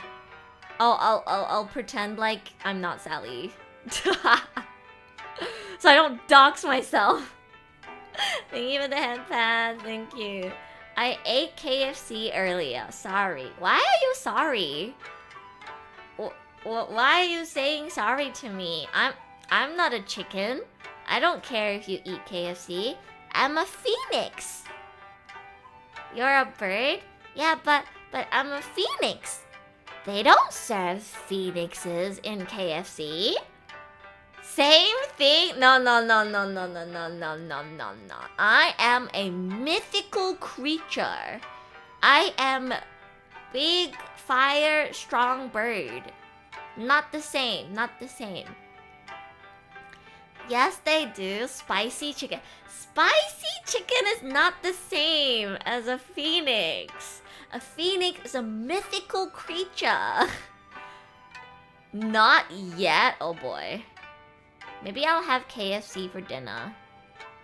Chat, do you think I can convince my family to get KFC for dinner? I kind of want KFC now. Aren't phoenixes almost like birds on fire? Cooked chicken? No.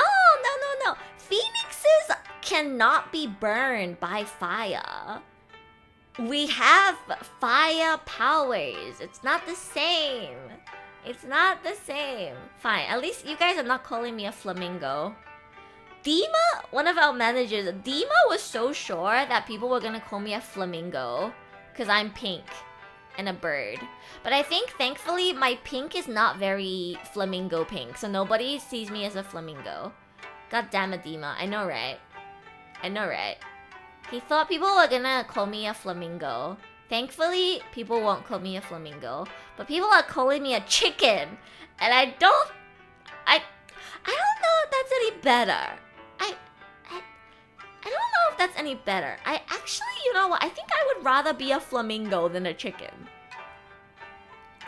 Long neck toggle one day? Oh boy.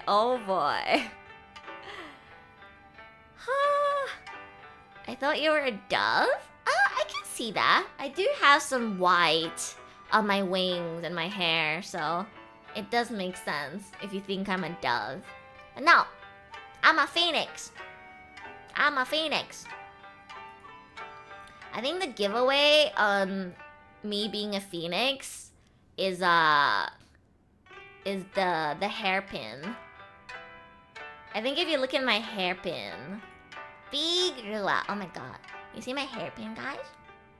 このヘアピンをね、ヘアピンをよく見ていればフェニックスだってわかるはず。I think the hairpin is very, very phoenix. And maybe also like the rainbow colored feathers. The rainbow colored feathers are also very Very phoenix coated. And the long tail. Yeah. The long tail. But you don't usually get to see my long tail. Guys, did you know that my hair is actually like extremely long? 実はね、ルアって髪めっちゃ長いんだ。知ってた？ You won't get to see feet, not for free, but you can see my hair for free. 見て。ルアね、実はね、髪すんごい長いんだ。I feel so bad, for artists when they have to draw me. I'm so sorry, artists. I'm so sorry, artists. But I love my hair. And until I get a second outfit, I can't have shorter hair. I'm sorry. Watch Birdie just spawn in. Nah. No feet for free. You're gonna have to redeem it. But if anybody wants a clear look at my hair, here's a good look at my braids. It's a very big, long ponytail. Thighs? Yeah, free thighs. But no free feet. Free thighs, but no free feet. How many shampoo bottles? 20 bottles per week. Yeah. Oh my god. You didn't see anything. I was supposed to move myself in VTube Studio, but I accidentally moved it on OBS instead. So my head got cut off. You didn't see anything, guys. You didn't see anything! Just VTuber things. You didn't see anything, guys. Ignore that. You didn't see anything. You didn't see anything. You didn't see anything. You didn't see anything. Ignore that. Ah, my hair's cut off. Ah, there we go. Headless chicken. No! Long flowing hair is super fun. The braids, right? Yeah, the braids are probably hard to draw. I'm sorry. But it makes me very happy when you guys draw me. Thank you to all the fan artists in chat who have drawn me. And for any artists who are working on fan art right now, I am looking forward to your work. I'm very much looking forward to your work. Oh.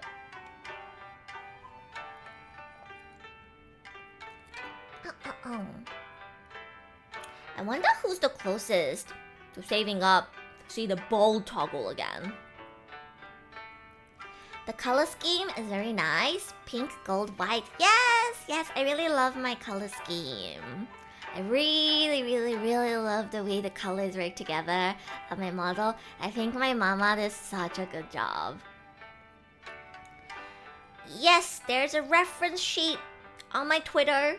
I actually want to apologize. I'm so sorry, guys, that the reference is kind of blurry. It's supposed to be Ultra HD. Like, the actual file that I have of the reference that I posted on Twitter is very high resolution. If you zoom in, you should be able to see every detail. It's like a super high resolution PNG. But for some reason, Twitter is poopy. And when I posted it, it made the resolution so ass. Yeah, it's just X being poopy. God damn it, Elon Musk. Yeah, I don't know why. Maybe like the photo was actually too high resolution. So Twitter compression got it really bad, and now it's like blurry. I'm sorry. I hope you guys can still see my model somewhat well from the reference. If you go to my art hashtag, I'll tell you, you'll be able to see the reference. Maybe I'll try posting it like a second time, and see if I can get the photo to be a little more high res. I keep forgetting to shade or draw the white part of the front of the hair. Don't worry about it. Your art is great, Kaput. I love your art. Maybe you can have a reference sheet channel in ASTRALINE Discord. You're so right. We should do that. Oh yeah, we should do that. I really want to get a proper reference sheet for Rua as well, like one that actually has, you know, like front, side, back angle. I mentioned this in one of my earliest streams, but I tried asking my mama how much it would be to commission them for a reference sheet, and again, like, their art is absolutely phenomenal. They deserve to charge however much they think their time is worth, but it was just a bit out of budget for me and for the company. So we couldn't afford at this point in time to commission for a reference sheet for my mama. So I would have to either save up money to commission mama for a reference sheet, or have to look for somebody else to make a reference sheet. So that's why Rua only has like a PNG of her full body with like some expression. It's because we couldn't afford a reference sheet for now. Yeah. Turn around is optional, but TBH, but just having one full view is nice already. Yeah. Hopefully just the full body view is enough for you guys to get a general idea of how to draw me, but I'll try to get a side and back view for you guys as well one day if I can. Yeah. You clipped the headless chicken? No! No! Everyone in ASTRALINE should post their reference sheets if they can. Yeah. Should definitely do that. I'll definitely remember to do that. If I forget, hopefully one of the mods can do it for us. You know, I have to do my own because otherwise it won't be high resolution. I'll try to remember to do it. Lazy did message me the other day reminding me that, like, you know, talents can post in like the Astra news channel if you want to share anything about our activities, so I'll definitely try to utilize that more often. I'm trying to get more fan art of Rua, like commission fan art of Rua, or just like artwork, I guess, in general. I have two to three. I have 2 to 3 artworks in commission right now. I'm really excited to see how they're gonna turn out. I don't have that much Rua artwork yet because, you know, I did just debut last month. But hopefully I'll have more Rua artwork soon. It's always so exciting to see different artists draw your design. Oh my god, I just realized, guys, OMEN 1 month anniversary. I mean, it's not today, but it's not today, but it's been about a month. It's been a month and a bit since OMEN debut. Wow! 今気づいたんだけど、OMEN の1ヶ月記念がちょっと前だった。We debuted about a month ago. It's been a month. How has the first month with OMEN been, guys? How has it been? Have you enjoyed the new ASTRALINE members? How have we lived up to your expectations? Did we meet your expectations, guys? I'm actually so curious, like, what you guys were expecting before we debuted. I just realized I never got to ask. You guys are amazing. Oh, thank you, Misa. Thank you so much. I'm so curious what the longtime, like, ASTRALINE fans, watchers thought of us before we debuted. Like, what were your expectations? Because, like, it was teased, right? We posted the emojis first the crow, cherry blossom, and sushi. And I think at that point, most people who follow ASTRALINE already could tell that something was happening, maybe a Gen 2. And then the trailer dropped with our names and designs. But like at that point, that's all you know about us. You don't know what languages we speak, what our personalities are like, our hobbies, anything like that. I'm like so curious what your expectations were. And I'm sure some people were expecting a Gen 2 to come at some point. Like, before you even saw our names and designs, what did you think Gen 2 was gonna be like? I'll be honest, I had no expectations, because for the longest time, ASTRALINE was just one generation. Right, yeah, it's true. We haven't had, like, a lot of gens. First impression, calm phoenix, funny cat, stoic crow. And what is it now, Kaput? What is it now? Funny cat, funny crow, funny phoenix. I don't know. Keep expectations low and you will always be impressed. You are actually so right on that. Encourage me to go on Twitch more and be more chatty. Oh, I'm so glad to hear that. That makes me really happy. Very much so. I only wish that I can watch you more often. The time zone debuff hits hard like that sometimes. Yeah, it's unfortunate. It's very hard to stream at a time that's great for every time zone. But you know, if the time that I'm streaming right now on vacation is good for you guys, I do have to fly at least once every few months to see family. So it won't be like super often, but there will be times where I will be streaming closer to this time rather than my usual 11 p.m. JST time. So, and who knows, maybe one of these days I'll randomly decide to fix my sleep schedule in Japan and I'll stream at this time instead of 11. Who knows? So there will be chances. There will be chances for you to watch me. Yeah. That's a lot of flying. Yeah, I know. I gotta fly every few months. I mean, I say every few months, but it's more like every 3 to 4 months.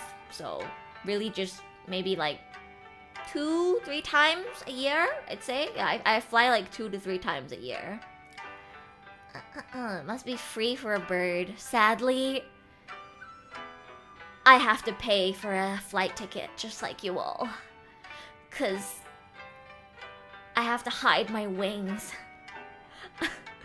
When I go back to real life, I have to hide my wings. You know, I can't have people see that I'm a phoenix. They might catch me and try to put me on the National Geographic Channel or something, and I can't have that happen. You know.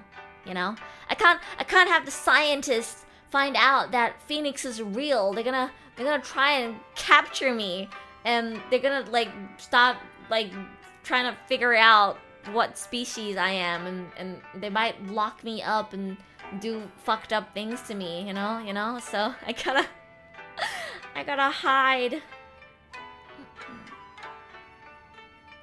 TBH, the 11 p.m. JST only allows me to watch for 30 minutes or an hour because I gotta eat due to work, but I'll try my best to join the stream. Oh, that's okay, Shannon. It's okay. Just watch whenever is a good time for you. I can definitely stream earlier, but the reason why I stream at 11 JST is because Ash and Toro stream at 9, 10 respectively, and Mary goes live usually an hour or 2 hours before Toro. And what we try to do is we try not to start stream at the same time as other members so that, you know, everyone can have a chance to have an audience and we're not fighting for time slots, and also we can like raid into each other so we end at different times. But if Ash and Toro are not streaming, I could go live at 9 or 10 p.m. instead. I've definitely considered doing that. It's just usually 9 for Toro, and then 10 for Ash, and then 11 for me by default.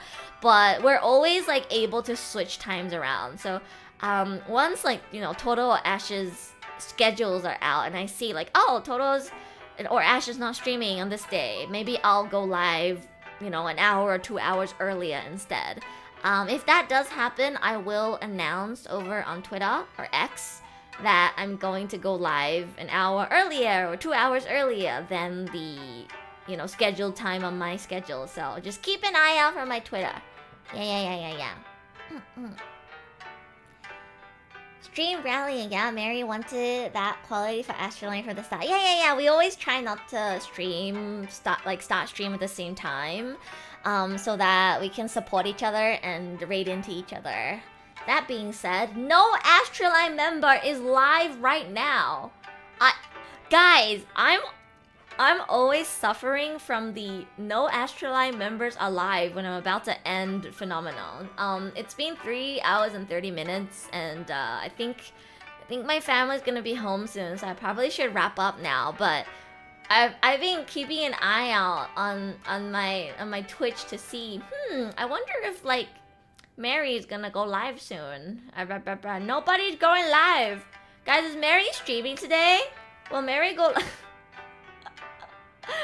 Invite the family on stream. No, not right now. Not right now. I think they'll be too embarrassed. Is Mary streaming today? And when is he going live? 7 p.m. my time in Singapore. 1 p.m. CET? About 90 minutes. Oh yeah, I can't go for another 90 minutes. In 2.5 hours. Okay, yeah, no, I can't go for that long. I have to go touch grass.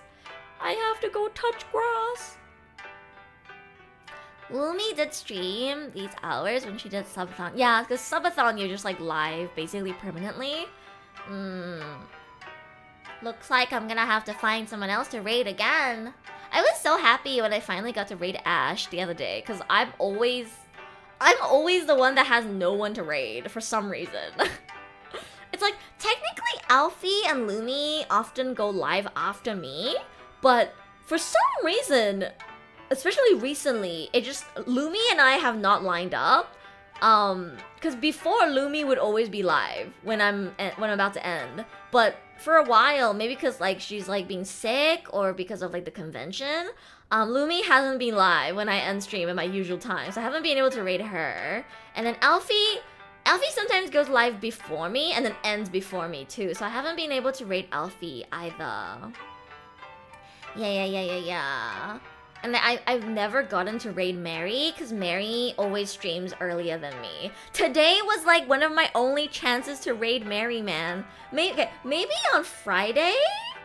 Actually, no. Friday I can't stream for too long either. Being on vacation sucks. Maybe next week. I'll see if next week I can stream for a bit longer, so I can raid into Mary. I've never gotten to raid Mary. He raids me all the time, so I want to raid him as well. Oh, let's see who we can raid today. さあ、もう3時間半も雑談したので、そろそろね、多分、ロアの家族が帰ってくると思うので、そろそろ着替えて準備しないと。I gotta go get changed. Gotta go get changed, straighten my hair, look all pretty, and go touch some grass. I'm wearing pajamas right now. My family has been out since morning, so I just woke up, ordered some food, and then I've been in my pajamas. I gotta go get changed and straighten my hair, look all nice, and go get some nice food with my family. Pajamas gang! Yeah, I love wearing pajamas. Thank you for the stream. おつぴぴでした。ありがとうございます。旅行中の雑談に付き合ってくれて。Pajamas for nearly 4 hours? Is that bad? Do you guys not wear pajamas when you're at home? I thought that was normal. I always dress up, even on days I'm working from home. But like, that's more laundry to do. That's more laundry to do, more water wasted, and more effort. You know? Why would you do that when you can just wear pajamas? 家にいるだけだったらパジャマの方が良くない？ Pajamas rock, but I don't get to wear them all day like the streamers do. Yeah, I take advantage of the fact that I'm a streamer. You know? Why be a VTuber if to not have no makeup on and be in pajamas all day? Yo, I'm not gonna lie, guys. It's so bad because I'm a VTuber, right? So, I only dress up when I'm going outside, and I don't go outside that often. And I feel like if I were to dress up when I'm at home, like if I have makeup on and I'm wearing like nice clothes and everything, I would feel like it's a waste that nobody can see me. Dreamer, thank you for following, thank you. It's so bad, I dead ass would think, oh my god, this is such a waste. I put on makeup and cute clothes and I look so cute for what? Nobody can even see me. Yeah, makeup is expensive, right? Like, if I put on makeup and I do my hair and I put in the effort to look nice, I want people to see me. I want to be outside so people can see me and hopefully think I look cute. Or even just like, you know, walk past the mirror or like a glass and look at myself and be like, yeah, I look cute today, you know? When I'm at home, nobody can see me. You guys can't see me. I'm not a face cam streamer. And I look all cute. What's the point? Nobody can see me. Look cute for yourself. Take pictures with your friends. I mean, but I have to go outside for that. If I'm just at home, my friends are not at my home. And I don't have a mirror right next to my streaming setup. So, what's the point? Dell, thank you for following. Thank you. Pajama. Oh my god. Guys, I have been streaming for so long that my phone just died. PNG Rua. No. Guys, I'm still here. Guys, I'm still here. I promise. I'm not dead. I'm still here. Guys, my VTuber tracking deadass just died because I'm traveling, right? I forgot to bring my phone stand. So I can't have my phone charging while I'm using it. So it just straight up ran out of battery. I'm a PNG tuber. Yeah. I'm a PNG tuber now. Yeah, ごめん。携帯の電源がちょっと切れてしまったわ。携帯スタンドを旅行先に持ってくるの忘れちゃって、充電しながら配信してなかったから。Oopsies, my bad. I need to find a way to make sure I can charge my phone while I stream. Otherwise, I'll only be able to stream for like 3 hours and then my phone will just die. Rare do a scuff? I know, right? Usually I never have scuff because I'm a professional streamer. I mean, I was about to end stream anyway, so I guess this is fine. I'm trying to see if I can boot up my phone again to say goodbye to you guys and not be a dead PNG. Oh, wait. I think my phone's alive. ちょっと待って. Wait, I think my phone's alive. It's on like life support. It's on life support, but it's alive. Hey! Why is it not connecting? Ohayo, konbanwa. Hello, Mixie. I'm just about to end stream. My phone just died. Why is it not working? Are? I think that's a sign from the universe that I need to end stream, guys. What? Eh? It held on just long enough for the stream. Yeah. I just woke up and now you're leaving. I'm sorry. I've been streaming for 3 hours. Oh, I'm back. I'm alive. My phone is on life support. My phone is on life support, but at least I can be alive while I say goodbye to you guys. 携帯ちょっとなんか 3% なんだけど、まあ一応ちゃんと動いてみんなとお別れできそうです。Until February 4th, 5th, I'm gonna be streaming around 3 p.m. JST because I'm on vacation and I have to touch grass with family. So just keep that in mind, guys. I do have a schedule. Wait, let me pull it up. Where's my schedule? Let me pull it up for you guys before I go. For you guys who don't have Twitter or are not in the Discord, じゃじゃーん、こちらルアの今週のスケジュール、2回しか配信しないんだけど、旅行中だからね、さすがにそんなに配信できないです。ごめんなさい。But I really didn't want to like just completely disappear because I don't want you guys to forget about me. So yeah, today we're just yapping for 3.5 hours. And then I'm gonna go live again on Friday, same time, so 10 p.m. PST Thursday, and Friday 3 p.m. JST. We are going to be playing some more Pokemon Legends ZA. Hopefully, I'll finally get to meet Karasuba-san, the poison guy. This guy. I already made a thumbnail for it. I'm really excited. I haven't tested whether my Switch is working in my travel setup yet, but hopefully. Wait, why is my model dead again? Oh, it's back. I haven't tested whether my model works. My brain's not working anymore.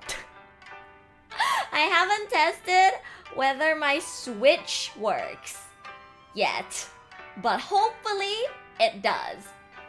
Model dozing off. You do like there's something wrong with my model. I think it's because my phone is not fully charged and it's telling me to end stream. My phone is so hot right now. Oh my god. I guess it's time to end. Let me think. What else do I need to tell you guys? Oh yeah.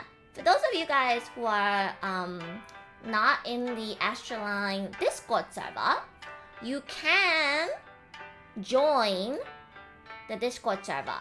Just type in command Discord in chat and it should pull up a link to the official ASTRALINE Discord server. There we go.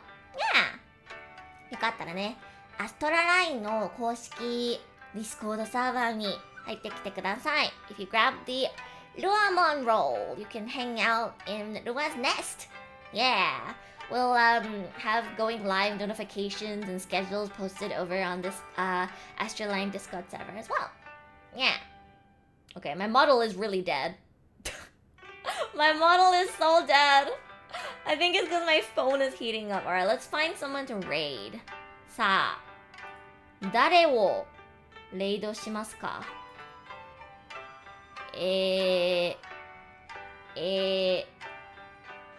わからない。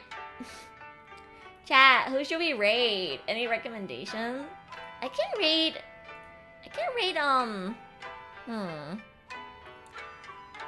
I see Sinuki and Mishi Molly alive from my follow list. Maybe I'll raid one of them. I follow Mishi Molly because they raided Toro once, and I think they're one of Mary's friends. Sinuki, yeah. I think they're doing what are they doing? A collab right now? Yeah. I follow them because I believe they're both good friends with Mary. So I think I'll try her raiding one of them. Well, Otsupipi then. Otsupipi, Mixie, I'm so sorry I'm ending just as you join. If you wake up just a little earlier, you should be able to catch more of the stream next time. I think I'll play Pokemon for a bit longer as well. Well, at least I hope I can. I feel like 3 hours is not enough for Pokemon. I need at least 4 hours for Pokemon. Prep the raid message. Oh yeah. Can somebody pull up the raid message? Anybody, you know what? Chat, anybody can pull up the raid message. All you gotta do is type in command raid and command raid MSG. Yeah, there we go. It doesn't have to be one of the mods. Anybody can pull up the raid message. So if I forget, guys, you can pull it up for me. 誰でもね、レイドメッセージ出せることができるので、はい。And then if you type in raid MSG, I believe Shannon set up the version for everyone who doesn't have access to the sub emotes. Yes. MSG, very yummy. Yeah, I know, right? Uncle Roger would approve. Hiya. はい、こちらレイドのメッセージになります。Thank you for joining me for the yap, guys. I hope you had fun. Again, I'm sorry that it's a different time than usual. I'm really glad that so many of you guys were still able to show up, even though it's a really different time. And I had a really good time chatting with you guys. I hope you had fun as well. I'll see you guys again on Friday for more Pokemon. Yeah, okay, let's go. Sanuki's doing like a special events thing that seems cool, so let's read into Sanuki. Well, let's go say hi to them. Okay, let me set up the raid. There we go. はい、じゃあ、Sanuki さんのところにレイドします。Thank you everyone for joining today. Thank you on YouTube as well. Don't forget to copy the raid message and let's go say hi to Sanuki. はい、おつぴぴ everyone. Bye bye.